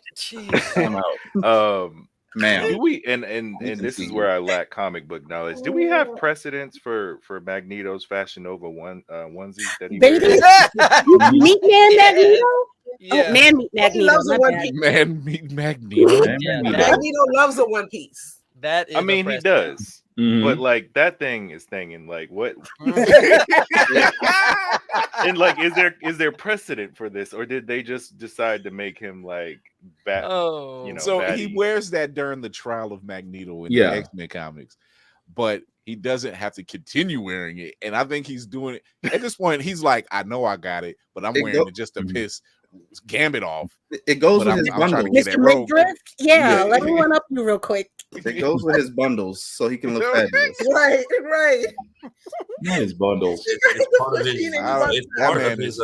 part of his sugar daddy decor. Like he got it on. House. He got it on. There is fan fiction being written right now. It's already been written. It's just being corrected right now. There's fan fiction being written about somewhere in the mansion. This ain't Texas is playing, and somebody's trying on new Fashion Nova Men's. There's fan fiction right now between Morph and Wolverine, between Magneto and Rogue and Gambit, between Jean, Cyclops and Wolverine. Okay, yeah, Cyclops, Wolverine, and Jean, or Madeline, or whoever. It's like, people been shipping them two for years. I'm like, would y'all stop? Like Wolverine, Scott, and Jean, that's the throuple. And I'm like, stop. Everybody's saying Gambit is so mature. I'm like, we can call him mature. It's just he's better than me because I'm so angry. I'm flipping my own weapons into the fire, like out of rage. I mean, if someone is flicking explosive cards and you say they're calm, they're just considering how much bail money they need. Yeah, I heard Gambit was. Did he have any left by the time you said he was what? What'd you say? I heard Gambit was Drake with composure. Drake with composure. Wait, Nicole, what'd you say? I'm sorry, Whoopi. My bad. Wow. Yo, that's a clip. I'm just saying, you've been there all these years, and then Sugar Daddy show up and you lose. Like, you get to the island and you already got Genosha money. Where the hell that came from? Right. You know where that came from. Yeah. Mhm. You know Magneto was slipping on cash. You know he was. He was like, "Hey, go ahead. Let me get something for the roll real quick, baby girl. Go on. Go get yourself something from the mall, baby. It was just a slick. Would you be my mutant queen? And entitled, of course. I was like, entitled. This man had an end game from Jump Street.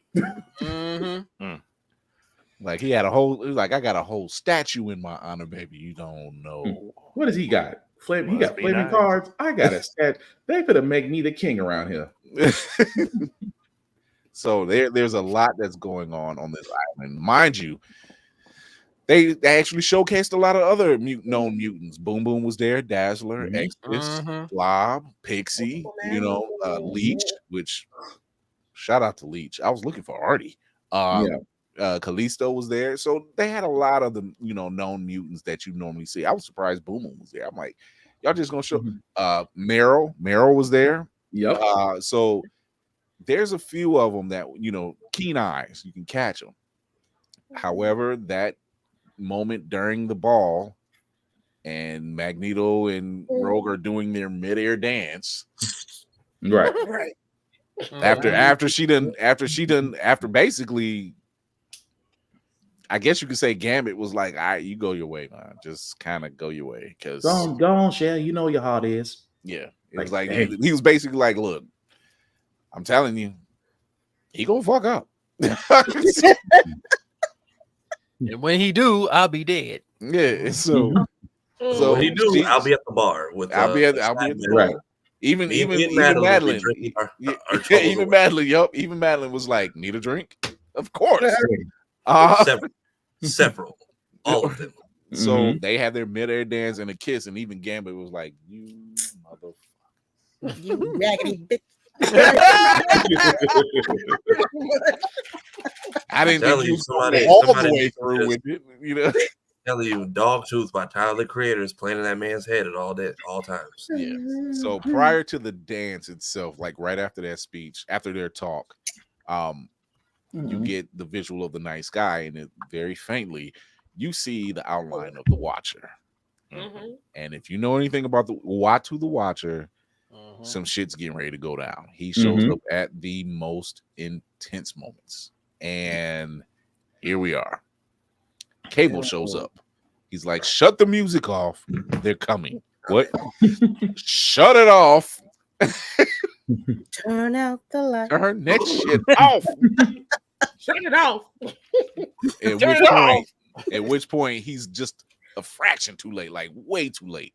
And and Madeline looks him in the eyes. He's just like, Nathan, yeah, that's your boy.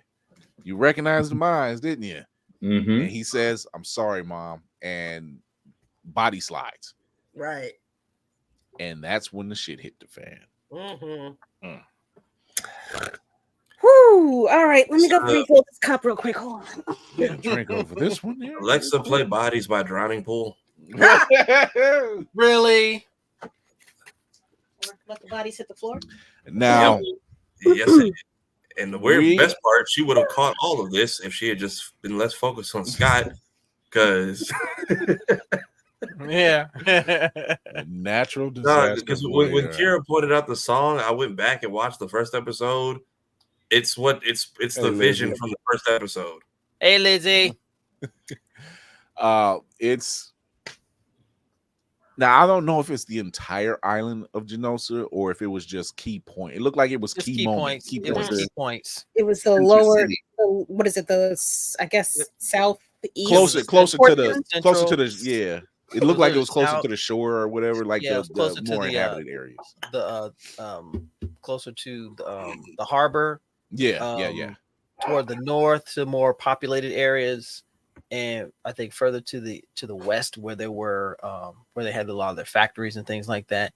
So it was hitting a lot of key points. Yeah, it wasn't just mass destruction.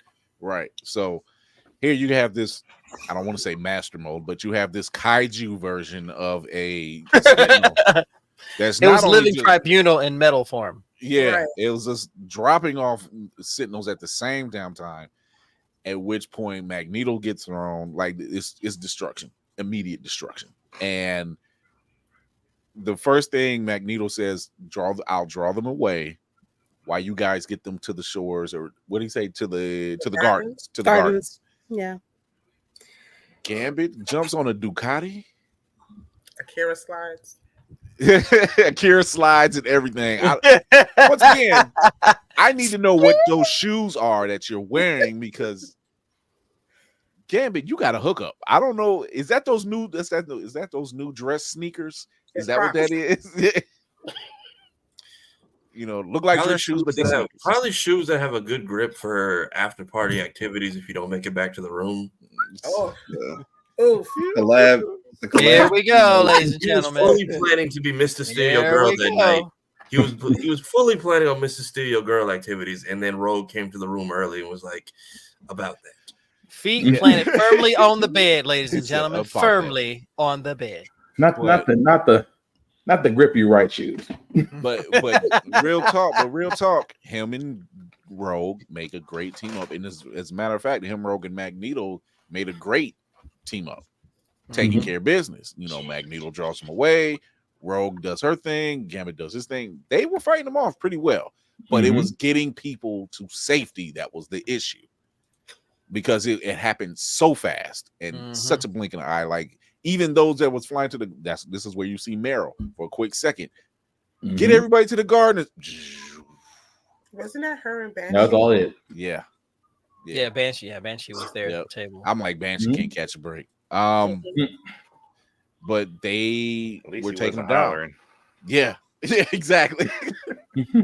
He's like, this ain't the time to be screaming. No, this is the perfect time for you to be screaming. Right. But like I said, Gambit took out about 3 of them right there, you know, in style. Rogue takes out about 2 that I can count. And then there's one that he took out off screen when he saves the Morlocks.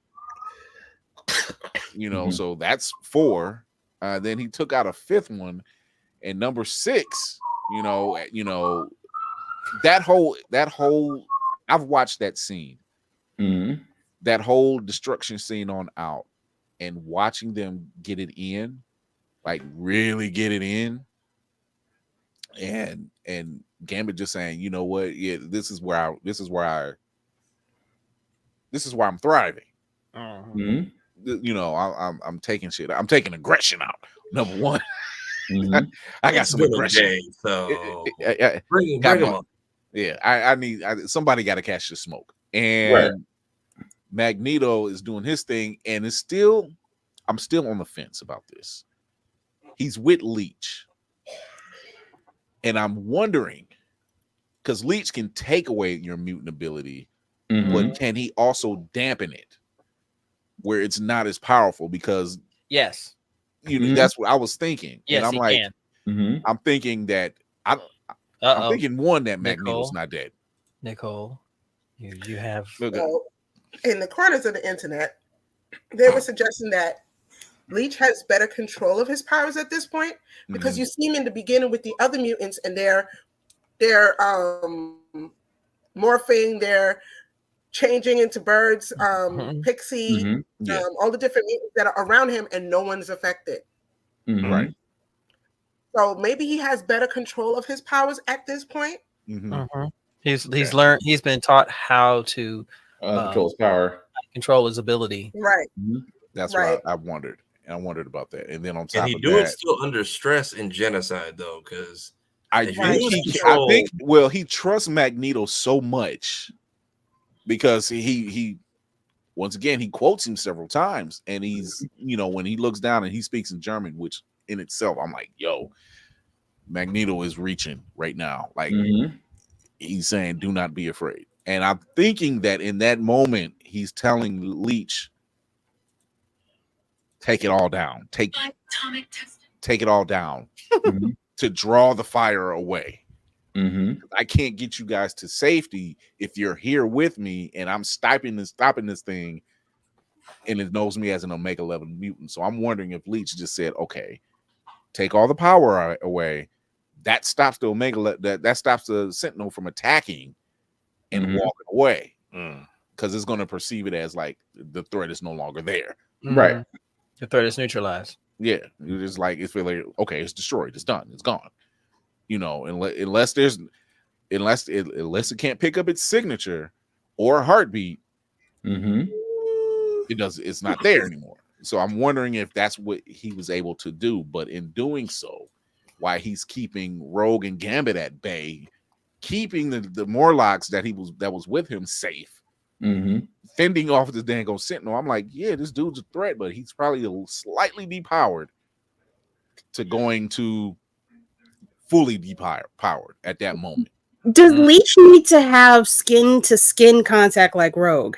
No. That's what I was wondering. No, he does not. He has to be within the vicinity.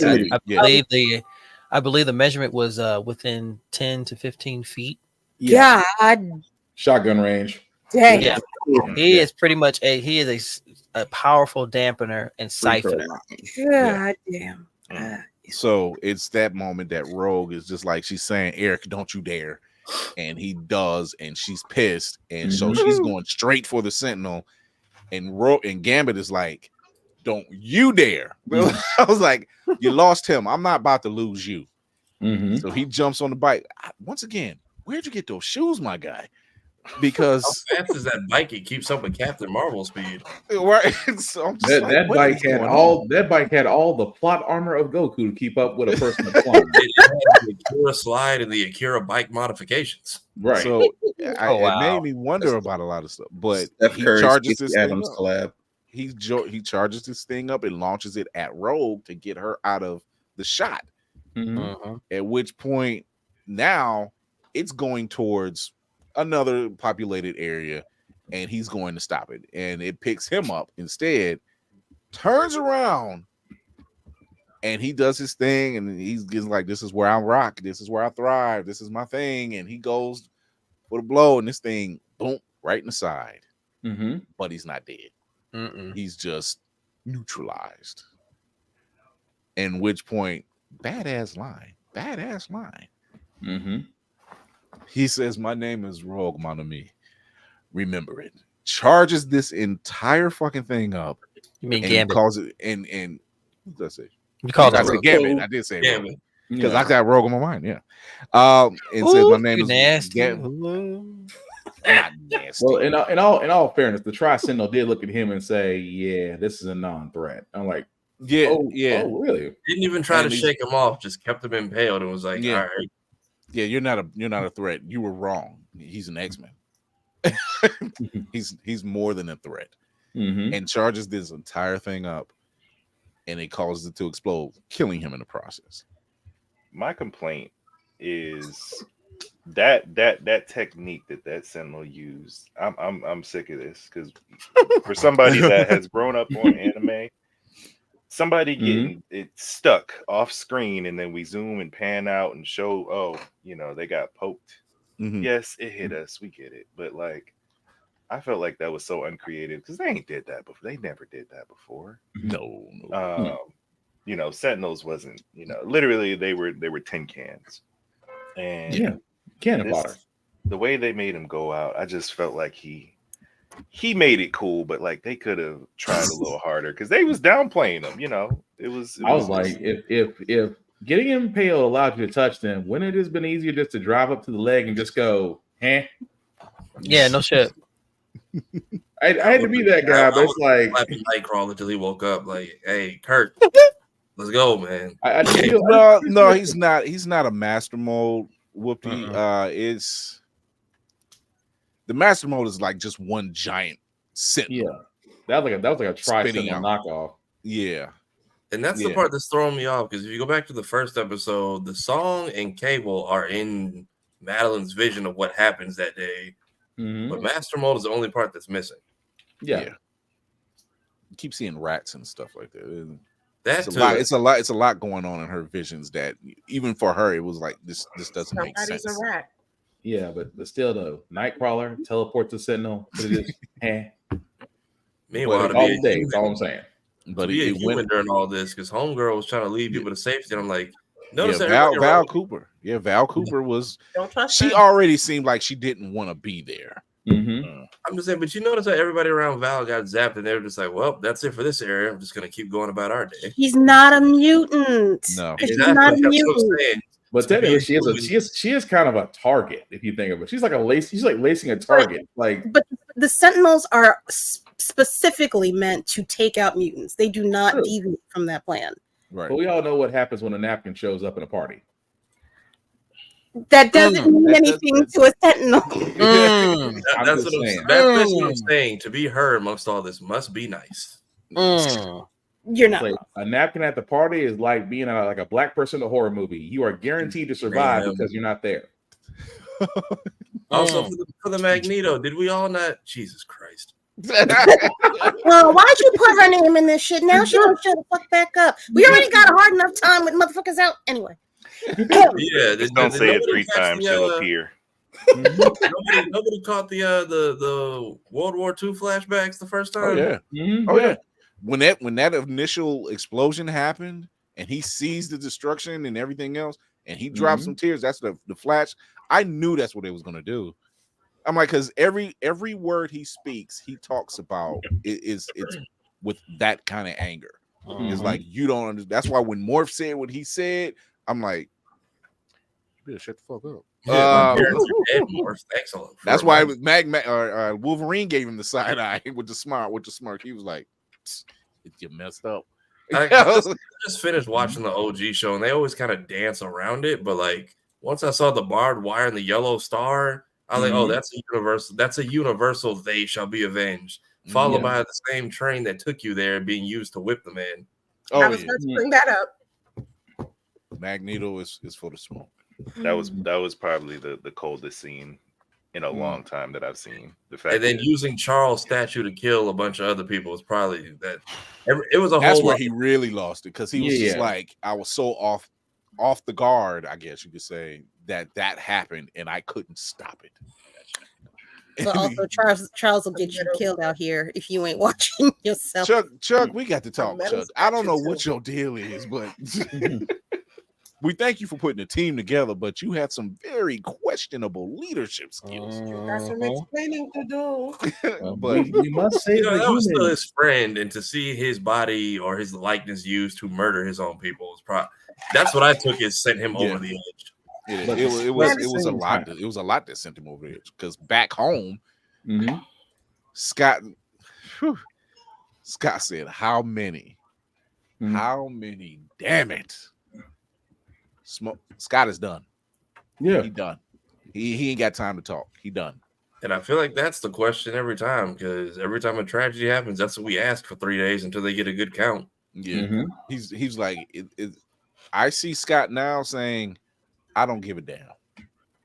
So he's literally and me and Demetrius was talking earlier. He about to be that guy that'll be like, this is probably when we see that teaser of Captain Cap's shield. We're gonna see Scott saying, "We don't wait for the bodies to fall to avenge somebody. Oh, you hoes! We go out and do what we got to do." I said what I said and I meant it. And as much as I love Cap, I look at what he say. I mean, he said in the comics, he's saying, and I'm like, Cap, he ain't wrong. He might be out of.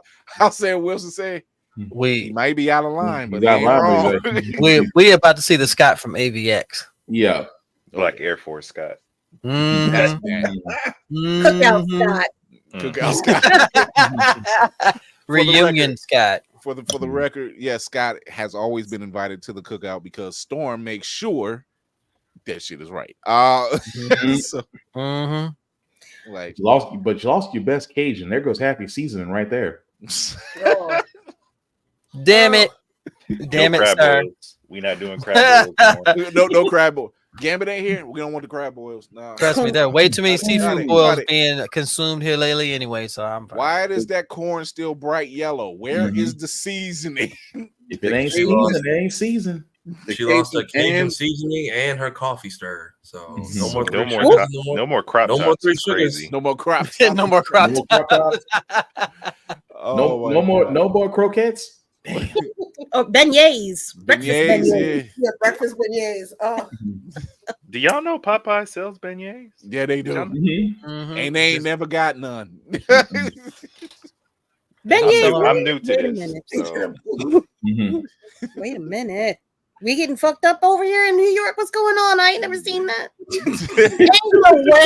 Ain't no way you making that face like I'm. chocolate filled beignets. Mhm. I don't like Yeah, chocolate, but that's fine. I You don't eat like chocolate, my chocolate. sister. See, I see don't. now where I haven't Papa's a- come from is beignets, but anywhere else is beignets because Beignets. Let me get about 4 or 5 beignets and a 2-piece. So, She got Before to touch both of her men at the end of the day. yeah. So before we check out, I want to get everybody's thoughts on episode 5, and it's not going to be in 6. We're not getting the resolve in 6. It's going to happen in two episodes Two after more. that. 2 more to go. Yeah. So 8, 9, and 10. They gonna say, we left you up here, but we need to talk about some stuff over here, because if you pay attention to those intros, there's stuff that happens in those intros. You're just like, why are they showing Elandra? I'm like, that's because Chucks ain't dead. Mm-hmm. Chuck ain't dead. We still didn't see what the fight was with Gambit and Nightcrawler with the swords. With the swords, Mhm. yeah. Which gotta love Nightcrawler. Wasn't expecting him to be bamfing that much, but gotta love I it. love seeing the bamfing on the screen because that was like, yeah. Very playful. Just Little happy Kirby to see doing his his family. thing. Yeah, it could also be like a Rick and Morty redirect, where their opening is some of what's in the season and some of what's like wishful thinking. So I have my issues with Rick and Morty. Stop it. Their relationship is very Tenuous. Different. Yeah. Psychotic, ladies and gentlemen. Psychotic. That's the Psychotic. word. Psychotic. Listen. I'm like, just because you know how to do this stuff doesn't mean you should. Right. I'm gonna turn myself into a pickle. Cool. Why? Pickle Rick. Granted, you was badass as Pickle Rick, but I still don't understand why you did it. But yeah. So roundtable. Thoughts on episode 5? What are you expecting for the rest of the season? We'll start with Lady Mandalore. Fucking Good. yes. Good. Oh, sorry. Good. Damn. So I would like to go. I don't care if I'm wrong about this because it sounds so much better in my head. I think that Morph is Mystique. There's too many tells. He's acting like a whole asshole for no reason at all towards Wolverine, and she hate Wolverine. She hate that motherfucker. A myriad of other like little tells and such for Morph, but I digress. I'm nauseous but excited for the rest of the season. I can't wait for my girl Storm to get her shit back and rock Scott's ass, because she gonna rock his ass when they get back together, because I can't this will not I stand. can hear the queen now. She was like, you did what? I'm sorry, why were you on television doing PR for us when your ass should have been over there, Mr. Second in Command? Oh, you want to be sorry, let me not. If the professor was alive, he would be ashamed of what you be. All this happened because Storm got nerfed. I didn't. She would have still did it. Y'all see in the next couple episodes. Anyway, She about so to smoke their ass. Mama's gonna come home and set shit right. Anyway, Now Mama's coming home. she Yeah. is. Yes, she she is. is. She gonna come in that house. She gonna ask, why is the stove still on? Why ain't nobody flushed this toilet? Clean up your goddamn bedroom. Who's this little motherfucker running up in your room thinking that this is his own goddamn house to live in? Separate rooms. Y'all got to get out. Not the y'all didn't thought of Not the chicken. Yaka. That's what I was about to say. Like, y'all got these folks in here. Y'all didn't even no clean children the in this kitchen. house. I don't think so. You better find a place to live on your own. Clean it. Oh, okay, that's fine. Expectations. I did not expect episode 5. I don't know what's coming. I'm excited. I will go out of my way to say, I know y'all want Bo back, but we need to find out what Bo did first. Or that. I mean, not Bo in a negative. What Bo did in a negative way, but what happened. So Yeah, I need to know what that happened was because if there's if you tell me, if I put it like this, if you say, and we've heard this before from other black actors and people in that space, and they say, oh, they were problematic. Oh, they mean they weren't going to do what you wanted them to do. pretty much. Is that what that is? That's the narrative. It's that way, and then it's the other way. One way is more acceptable. I'm gonna say, nah, Bo, you good. You can run your own shit someplace else. You don't need them motherfuckers. But if it goes the other fucking way, it's gonna be real hard to take back them words because It's about to go sideways, ladies. if you look, it's weird that Disney has fired this man and it's been absolute radio goddamn silence. Something major has fucking happened, and it's either real bad or real fucking bad. So those are your only options. Yeah. Because people kept saying OnlyFans. I said it wasn't OnlyFans. He actually got rid of it when he got the job. His OnlyFans wasn't even sexual, so yeah, no, and he got rid of it. But when he got the job, he got rid of it. He shut it down. So it had to be something else. Never spoke of it again. Yeah. Unless he got like a love child from Switzerland, I don't know what it is. Switzerland? Oh gosh. I was like, for him, like Kira said, for it to be as quiet as it is. Was he caught with a diddler? Listen, look, I'm saying it's either bad or really, really. Dang it, he said Kelly that. I'm just saying. When you tell me, when you say his lover is Kevin Spacey. When you say toxic work environment, and I'm just like, what? He didn't want y'all he didn't want y'all mixing his chocolate with y'all peanut butter. Is that it? I need to know. What's the problem? Mayhem, what's your thoughts? Anyway. Sorry, I just echo everything Kira said about Bo. That's after 5. I was like, listen, I need to know where the bodies are buried. Like, what could he have possibly done to be fired in like premiere week? Like, it has what transpired? We know it ain't murder because it would have been said by now. Because the writing it's crazy. Like, the stories are so good. Exquisite. The way they're truncating parts of comic history down to just a single episode it doesn't feel like it should be able to be done, let alone be done well, and yet we're watching it happen. So I just really, I'm not normally a nosy bastard, but like I really just need to know what transpired. What that is the thing now. That is the thing right now. That is the question. Like it's all over the web. They're just like, what happened? And then after 5, he said he actually came out and spoke a little bit, I think on Twitter maybe, saying it like, "Hey, glad you guys liked the episode. Buckle up for 8, 9, and 10." I'm sorry.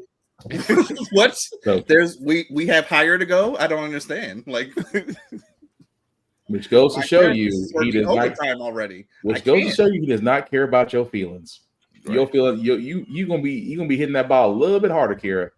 I'm not coming on. What do you mean? I'm not gonna be here. No, I'm talking about you watching. That ball gonna be empty.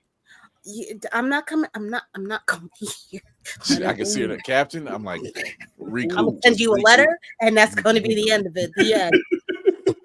Spartan was like, "Why is the shuttle always gone on Thursday? Don't worry about it. Just leave me alone." I was gonna laugh personally. Kuma, what'd you think? A lot of the sentiments I do share, but I think that I don't think Magnus is gone. Of course not. I think he's going to make an immaculate return with a brand new Shein outfit. I'm looking forward to it. That part. I'm looking forward to it. I will be wearing that at MomoCon, whatever he wears. I'll see you there. Yeah. But no, I think, all things said, that I'm really enjoying the ride. As somebody who loved X-Men but didn't watch it and read that growing up, that wasn't my comic forte. I just, like a lot of us, did the animated series. it's refreshing to see such good writing and animation, and I'm here for it. I'm here for it. I'm with it. I'm with it. All the things, as Candy will say, all the things. I need all the things because I'm like, how can you top it? Here, let me show you. So Whoopty. That episode had me in shambles, and I held it together up until that last line that she says, and I literally saw it like 15 minutes before I came on here, and it took me there again. My 3 favorite X-Men are Storm, Gambit, and Rogue, and I was not in a good place. So However, you was just like nobody out of my entire camp, nobody. Right. I think that Mystique is Val. Mainly because, like I said before, she likes to imitate politicians in the movies, in the comics. She's always positioned herself somewhere to do something like legislative. She was a little bit more actiony in some of those X-Men movies, but at the end, she also impersonate the president, a couple of senators. So I'm not surprised that this politician might be Mystique. Yeah. Yeah, Gary, you're right. Morph hasn't used any of his major abilities or the peoples he's changed into, just physical stuff, swords, Psylocke, magic, swords, and Spiral. And then jokes. He don't fight. Not really. He's not like he's off fighting some mini person off to the side or just fucking disappears. I'm questioning things. That's all I'm saying. I'll let y'all know they had this discussion on Sunday. So yes, this has been reinforced. Yes. Well, go ahead, Navy. You have it here, so I'm going to do it here because I have a bigger audience here. Yeah, I got a question. Go ahead. Where's Bobby? Right? Bobby Drake. We need to know. Yeah, we don't know where Bobby Drake is. He's probably off with his amazing friend, Spider-Man. Spider-Man and his amazing friends. I was waiting for somebody to say it, but damn it. I wouldn't be surprised if we get like cameos. I wouldn't be surprised like that when we come back to this if we start with like cameos of every other just random hero seeing this story that may not pop up, but just everyone's in on it. There's no way you don't know. So everyone has to ask, where the hell we all? I would. So Navy, what you get? The ladies do make a point, and I will definitely concede to that. I firmly believe that is Mystique. And this last episode was traumatic in a lot of ways, but it made you think about a lot of different things too. All the points have been brought up. I think this episode has sparked a lot of conversation that I don't think a lot of other shows ever have. And I'm looking forward to seeing what's going to happen. But this next episode, I will have my bowl of cereal in my bed. And I dare anybody to call me unless you got a limb falling off or you really need me. I was at work and seeing it. I was just literally like,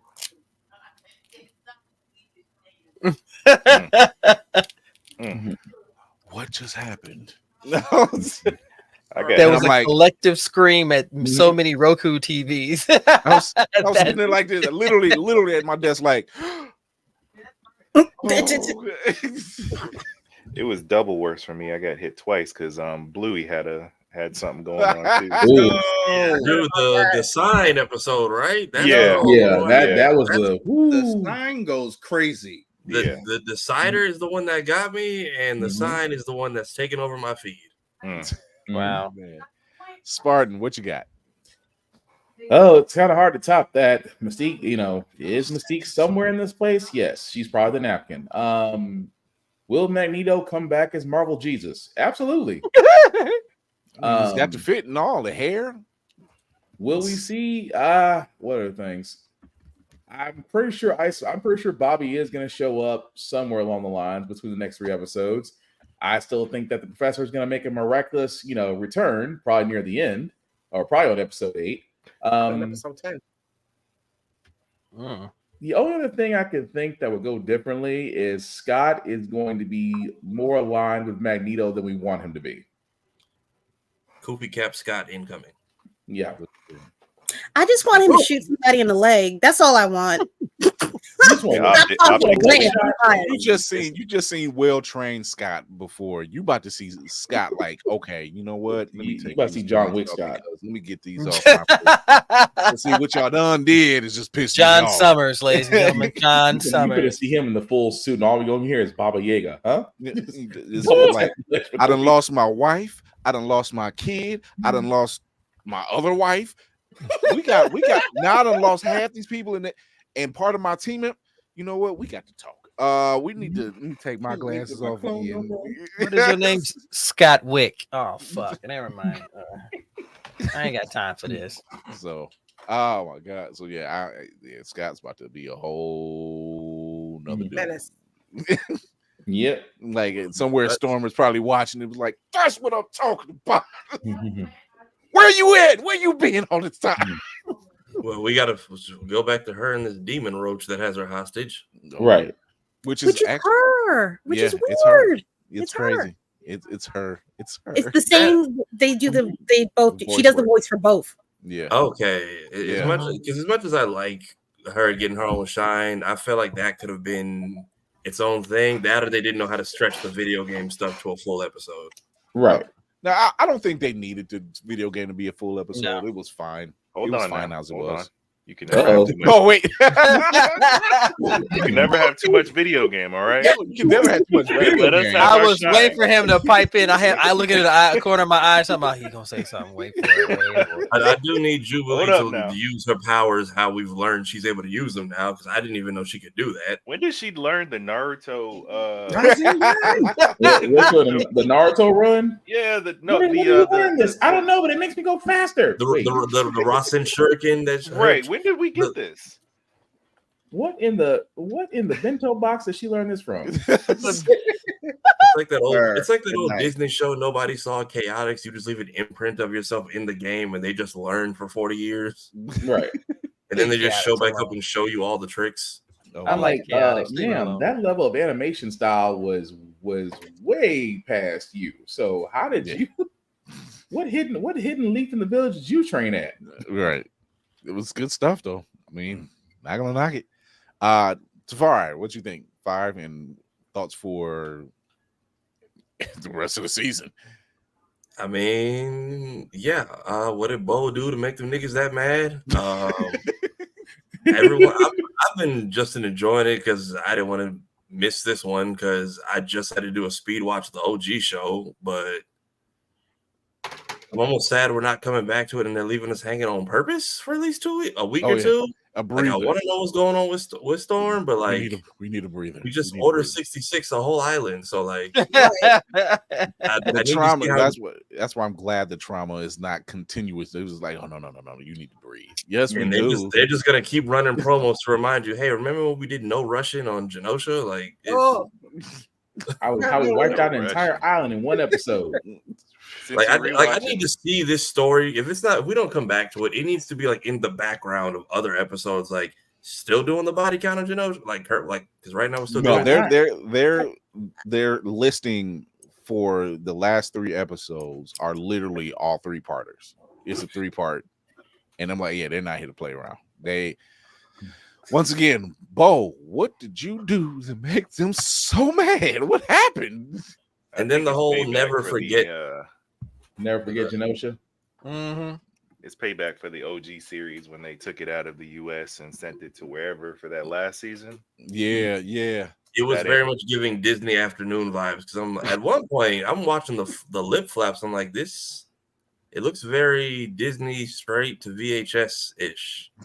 Coming to Disney DVD. Wolverine changed his whole accent and swag. Right. The Captain America crossover was nice. That I was like, finally a cameo that's not all of 2.5 seconds. Because thank you, Larry Tunes, for all the back stuff. But like, so everybody sensed the Phoenix, and everyone's like, just not gonna do that. So we're just gonna. No one came from Asgard. No one came from the Sanctum Sanctorum. They're just like, we're just leaving that all the way alone. They say that ain't our business. Asteroid M crashed. It's like that's not an Asteroid M crashed, and I think they crashed in Wakanda. Black Panther was just like, y'all can go left or y'all go right. Y'all are not staying here. I'm just making sure everyone exits. I come up with my own excuses because we have a lot of cameos in the OG show that just don't amount to anything. Mm-hmm. Except for Madeline. You mean like Spider-Man showing up at the bench? You should join the team. He at least had 2 full episodes. He at least had 2 full Not episodes. really. Everyone else just pops in for like a split second. Enter And Excalibur. Yeah. it's like the Z, it's like the Z fighters during the Broly fight. You know, they sensed that shit and willingly chose not to go. You said they pulled a Piccolo during the Broly fight. Man. This ain't my Piccolo fight. at least tried to help. You know, the rest of them were at the comment house like, y'all can sense it, right? I'm not going either. Cool. I mean, would you? Nothing you got this, Goku. Really? You got this, Goku. Oh, he was That's just like, crazy. I'll show you how to fusion, but I ain't got no dog in this fight. What am I don't going even for? think Sensu Bean's gonna help him at that point. Right. But yeah, I'm excited. I know they've extended it for. I think part of why they put so much in. I don't know if they were secured for the other 2 seasons, but I feel like they wanted to make sure they made an impact. I tell you what, Bo did write the next 2 seasons, and they are going to use it. And then being from Orlando, him putting in the whole 9/11 and Pulse stuff with the whole, you know, how many never forget, remember it, which is something Gambit has said before, but also kind of plays into this whole theme. It plays into the entire episode, everything. Yeah. So it's losing the mutants, losing your girl. Remember it. Yeah, we need like 2 episode breather because we're just like, yo, I need a drink. Because I gotta wait a week. And I'm like, I want to know, but I don't want to know. And so see, that's that. You know what you are asking it hurt. Yeah. It's a ride. It's definitely been some great writing. They've really been showing their ass on this show. And buckle up, Buttercup, because it's not gonna be any kinder. If we're not going back into the past, whoever holds the cap shield is getting cussed out. Cable, you need to get that shit together. I need you to show up 24 hours ahead of time. It'll just be a montage of Cable getting there and it just goes wrong. Yeah. Every time. He's like, I can't get the time right. Just you need 1 day. Not 1 hour, not 2 minutes. You need. I feel like it's a Deadpool. Day. That's a Deadpool at one over there. Hey there, guy. You showed up a little late there, ain't you? Yeah. You know, maybe instead of maybe you dial one number higher. I have some practice in this. I'm sure you know because I took your stuff the last time. So just kind of stick around. And so it's stuff like that is just Cable will fix it because Cable will fix it because Cable's gonna fix it. Right, Cable's gonna fix it. But I just feel like that's a perfect vehicle for Deadpool. Just come in Cable. You know, Cable, an old guy named Rufus once said you have to dial one number higher.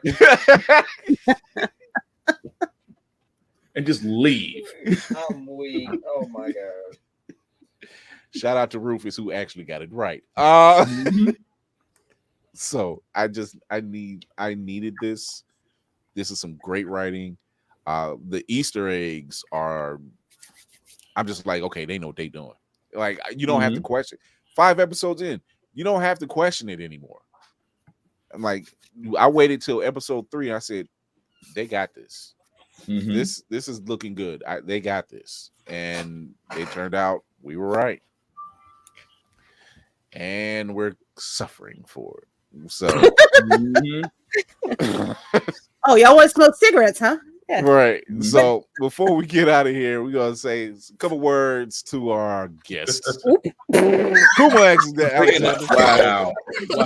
Woman at Papa John's. I was like, look, hey, we all gotta eat. The man is spread thin, don't you see? The crazy bites from Little Caesars, I've heard they're all the rage. I needed my lemon pepper. I'm from Atlanta, okay? No shame. Ain't nothing wrong with that. Tell everybody where they can find you. Yeah, so we are literally everywhere, from your granny's favorite social media to your little brothers and sisters. We're on TikTok. Hashtag is the same everywhere, or the handle, Nerdy Bear Studios. I do have my own personal, but I'm generally on here if I'm on the internet at all. You can follow us on the YouTubes, the Twitch, the TikToks, Facebook, Instagram. There's even new ones like Kick and Trovio that we stream on. So, you know, pick your poison. You can also but check them out on that one too. I was getting to it. That is the favorite, nerdybearstudio.com. We are building our email marketing list to get straight to the people, because if all this stuff goes away, that'll still be there. For the launch of our game as well, you know, if you wish to wish list it before it gets on Steam, that's the best way to, you know, for us to start getting that tally of how many people are interested in getting this game. So Nerdy Bear Studios. Cool. Nice. I'm liking that content at work, my guy. Go support it. Yeah. Show your support. Show your love. If you can't afford, share. You know the things. Do all that stuff, because boy, do we need some original content out there. Because if Marvel does one more reboot and DC does another renumbering, I am going to throw an entire fit. Screws me up as a collector. Lady Mandalore, talk to the people. Hi, Lady Mandalore. You can find me on the internets down here on Instagram, TikTok, and something else that I can't think of right now. Ooh, Spill. Yeah, I'm there on Spill.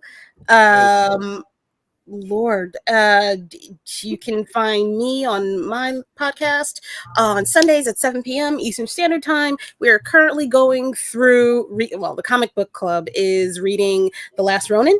We are about to do Yay. 2. For the record, the Play app, don't stop being hoes. Let this woman live while she's shows the great stuff that needs to be seen. Why are you being this way? It's for the culture. It's not like I'm trying to drag down. I'm literally trying to bring more people to you so that you can get more of their money. There are other people being dragged down, so don't worry about that. Right. That's fine. I'm not worried about them at all, because it's still up. Other things that you can see me or find me or talk to me at, I be on other people's podcasts. And I've kind of started writing a little bit. You'll see some of my reviews and such on Blurred's Eye View whenever I get the courage to put things up there. And for Otaku Noir. Voice acting is a thing I also do. I'm pretty good at it sometimes. Yeah. No, like I'm kind of nice she's with my really shit. good at it. I'm really good at it. nice with my shit. Touch your face. Me and Kira have been on some projects together, and I'm just like, damn, that's good. That is good. My southern twang, a demon voice, things like that. It's all fun. That demon voice. I was just like, yo. So it's yeah. fun. It's cute. Whoopsie. Talk to the people.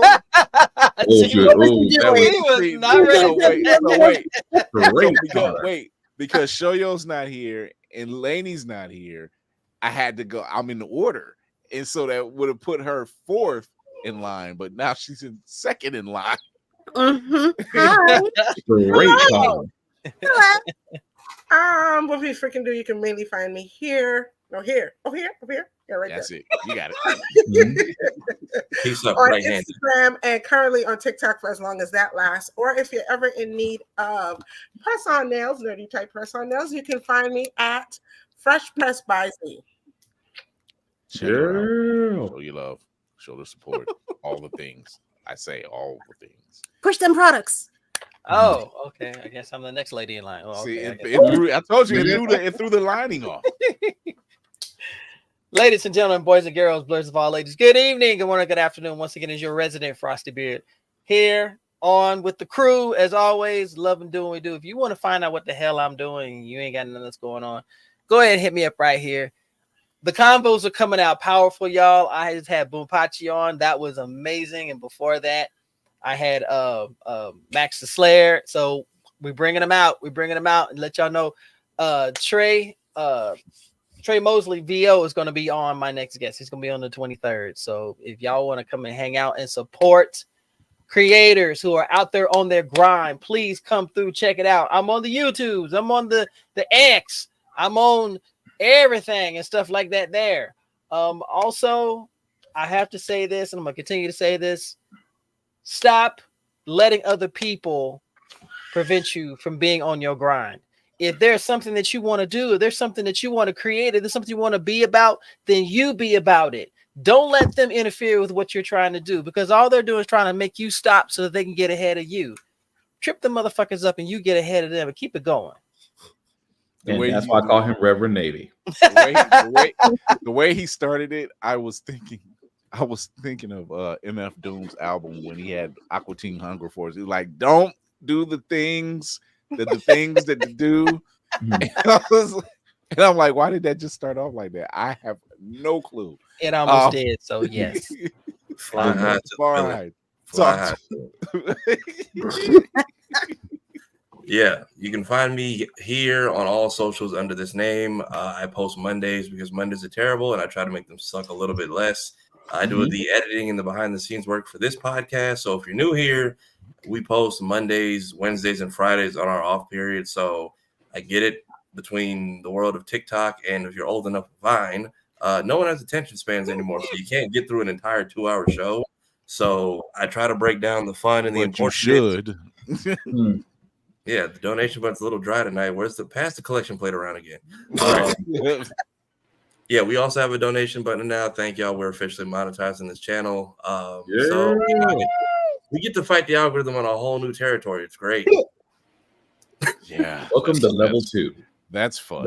Basically, but it is level 2. Yeah, I do the editing, the behind the scenes work. I post on my own channel. I also do my best to try to show face on everyone else's stuff from time to time. I've also made it easier now because if you go to the home page on our channel, everyone's accounts are now listed there. So I've made it easier to find everyone because I guess now I can't post links in the chat anymore. This algorithm keeps changing every week, and that was the easiest solution. So home tab on the channel, you can find everyone there, and you can see what we all do when we're not doing this. Right. Because social media is a dying art. Yeah, if you can call it art. The cinematic assassins in the building. Mayhem Media. Yes, it is. I will be watching the. Wait, I had all that energy. You was just like, yeah, let's go. Y'all saw the small 7, almost 8-year-old climbing all over me. And it's hot as hell in this room. I'm sorry. Needs to be an air conditioner. You can find me on all the socials at Mayhem Media. It's MAYEHEM Media. I talk movies and comics and TV, especially the movies where things go boom and explodey. Action is my favorite, especially if people get nunchucked in the face. I like that. I am a Funko collector. I'm a collectibles collector, but Funko specific. We was talking about X-Men 97. I got the collector's box. I mean, I'll show you what's in there another time. I'm tired. Facts. I always say, what do I always say? Mental health is important. So please take your meds, take your PTO, take a deep breath, and most importantly of all, love yourself first, love yourself daily. That's the only way you know how to love others in this world. That's it. I really thought you were going to say, let that shit go, but I thought that was going to be it. So close. So close. I thought that was going to be it. I was waiting for it too. Anyway, I can't follow up behind Reverend Navy and Tafari. They had such wonderful things to say, and I ain't got shit. But anyway, liar! Black_Spartan 615 is where you can find me on the socials. Do reviews on almost everything, including gym stuff, because I like to try to stay in shape. Shit. Oh, I got podcasts. There we go. I'm trying to pull Kira right now. This is kind of bad. Anyway, full podcast of my own. How the Frack We Got here every Wednesday at 7 p.m. Of course, every Friday, Give It Podcast at 8:30-ish. We kind of start a little bit later nowadays. Both podcasts can be found wherever you see or hear your podcast. Again, check out the blurredsedeyeview.org site that Mr. Mayhem himself has recultivated. As you can see, all of our opinions there. Again, check it out. Drive traffic, all that good stuff.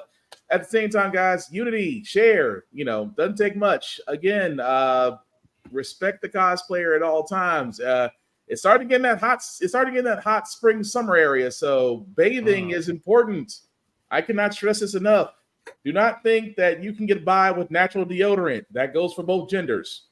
I'm not saying no names. I'm just saying that goes for both genders. Wait, there's names?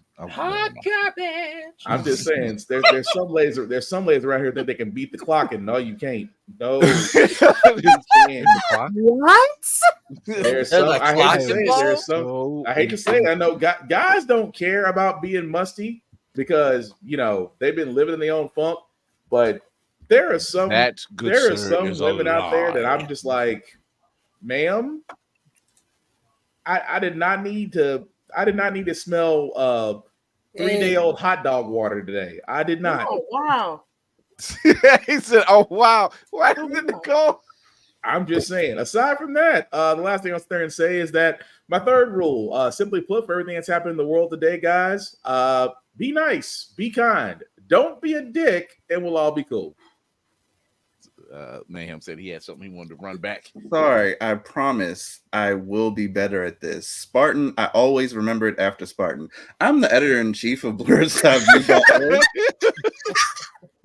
So, that's important. Website's up, looks good, it's nice. Also, if you would like to write for blurredseview.org, reach out to myself specifically at Mayhem Media, all socials, or any one of these lovely people over here. And we would love to have your think pieces on our platform. Or your pink pieces. Ta-da. Yeah. Emphasis on think. Yes, please. Amen. We do have op-ed. If you've seen the post earlier, and I'll be putting out it again. We actually have one entry already. So, and that is from our very own student, Dr. Chad. So I'll be sending that over. So if I'm the J. Jonah Jameson, I guess that will make Mayhem the Robbie Robertson. I'm glad you remembered the name because I was like, the black guy.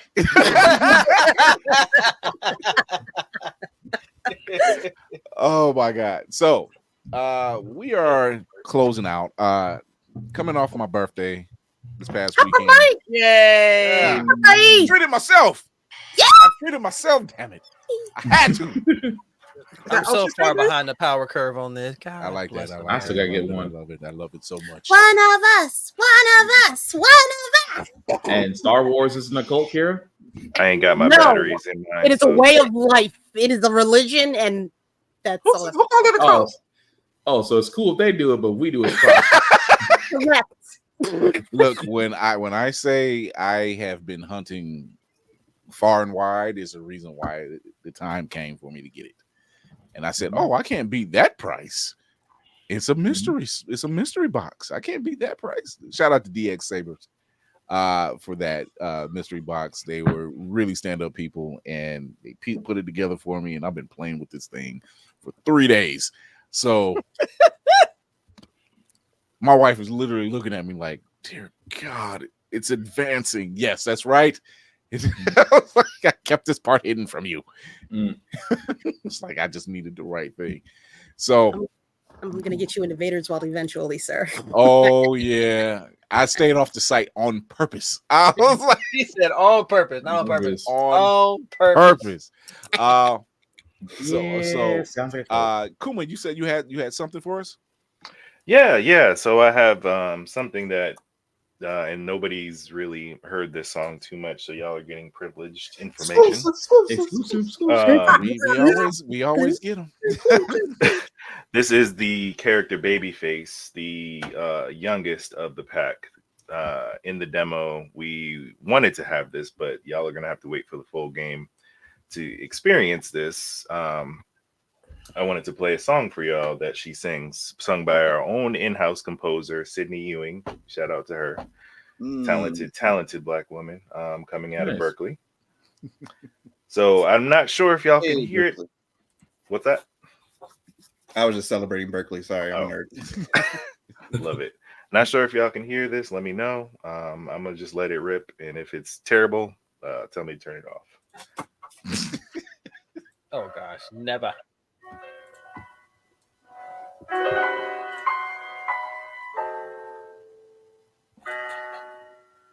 They call me Bonnie down in New Orleans. 'Cause all the boys were howling right after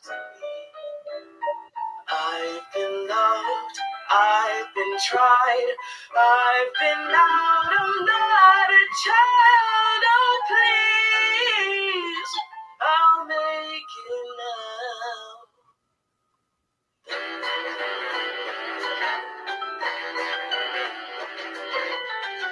Come on, it's just a little painting of a bar.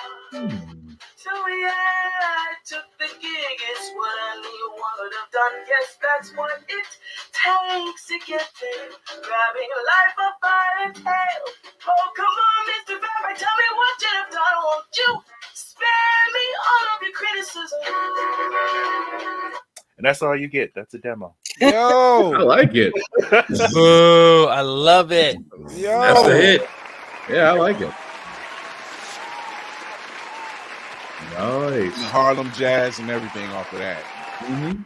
That is the intro to the first boss fight. She's singing, and it, it gets to a point where it loops. But Oh gets- dang, that's gonna be deceptive as hell. yeah, You sitting there jamming to the music against the first boss fight? yeah, you get right into that beat. It'll be one of the ones it'll be one of the ones you play over and over on purpose. Oh my God, that was amazing, my guy. God, I appreciate it. Like I said, Ella That's- Fitzgerald, Eddie James. yeah, it's giving that. It's giving Yeah, that. I can hear the vibes. Yeah. Well, you've heard an exclusive here on Blur's Eye View. Another one. Damn, I can't use that because DJ, we need something of our own now. So, because we can't say another one, and DJ Khaled will be coming from us. Right. Anymore, all his Avengers broke up. Wow. Did they break up or did they just become villains? They became villains. Either way, he's never getting them on the same track ever again. At this point, Assad needs to start dropping. Assad better start rapping. When they said Rick Ross was involved, I'm like, what did Rick do? What is Really? going on? I got a rap now. You better ask. Rick Ross said I got to tell the truth. Creator Force. Him and Tyler better get a feature or something at this point, or it's gonna be another one. Will be another continent. It's gonna be all overseas artists for the next one. Yeah, right. Ricky out of So all I do is try to get everybody back together. So I'm reading that. That sounds so ominous in the chat. I will find you at MomoCon. No, I don't I'll be there too. I'm still figuring out how I'm getting around there, so we'll cross paths. So, I want to thank Kuma Alexander for coming on and playing us that exclusive. That sounded really good, man. And the artwork you guys are doing over there and everything that's jumping off, I wish you nothing but the best. You're already in talks with us over at Blur Station, so that's already going to come through.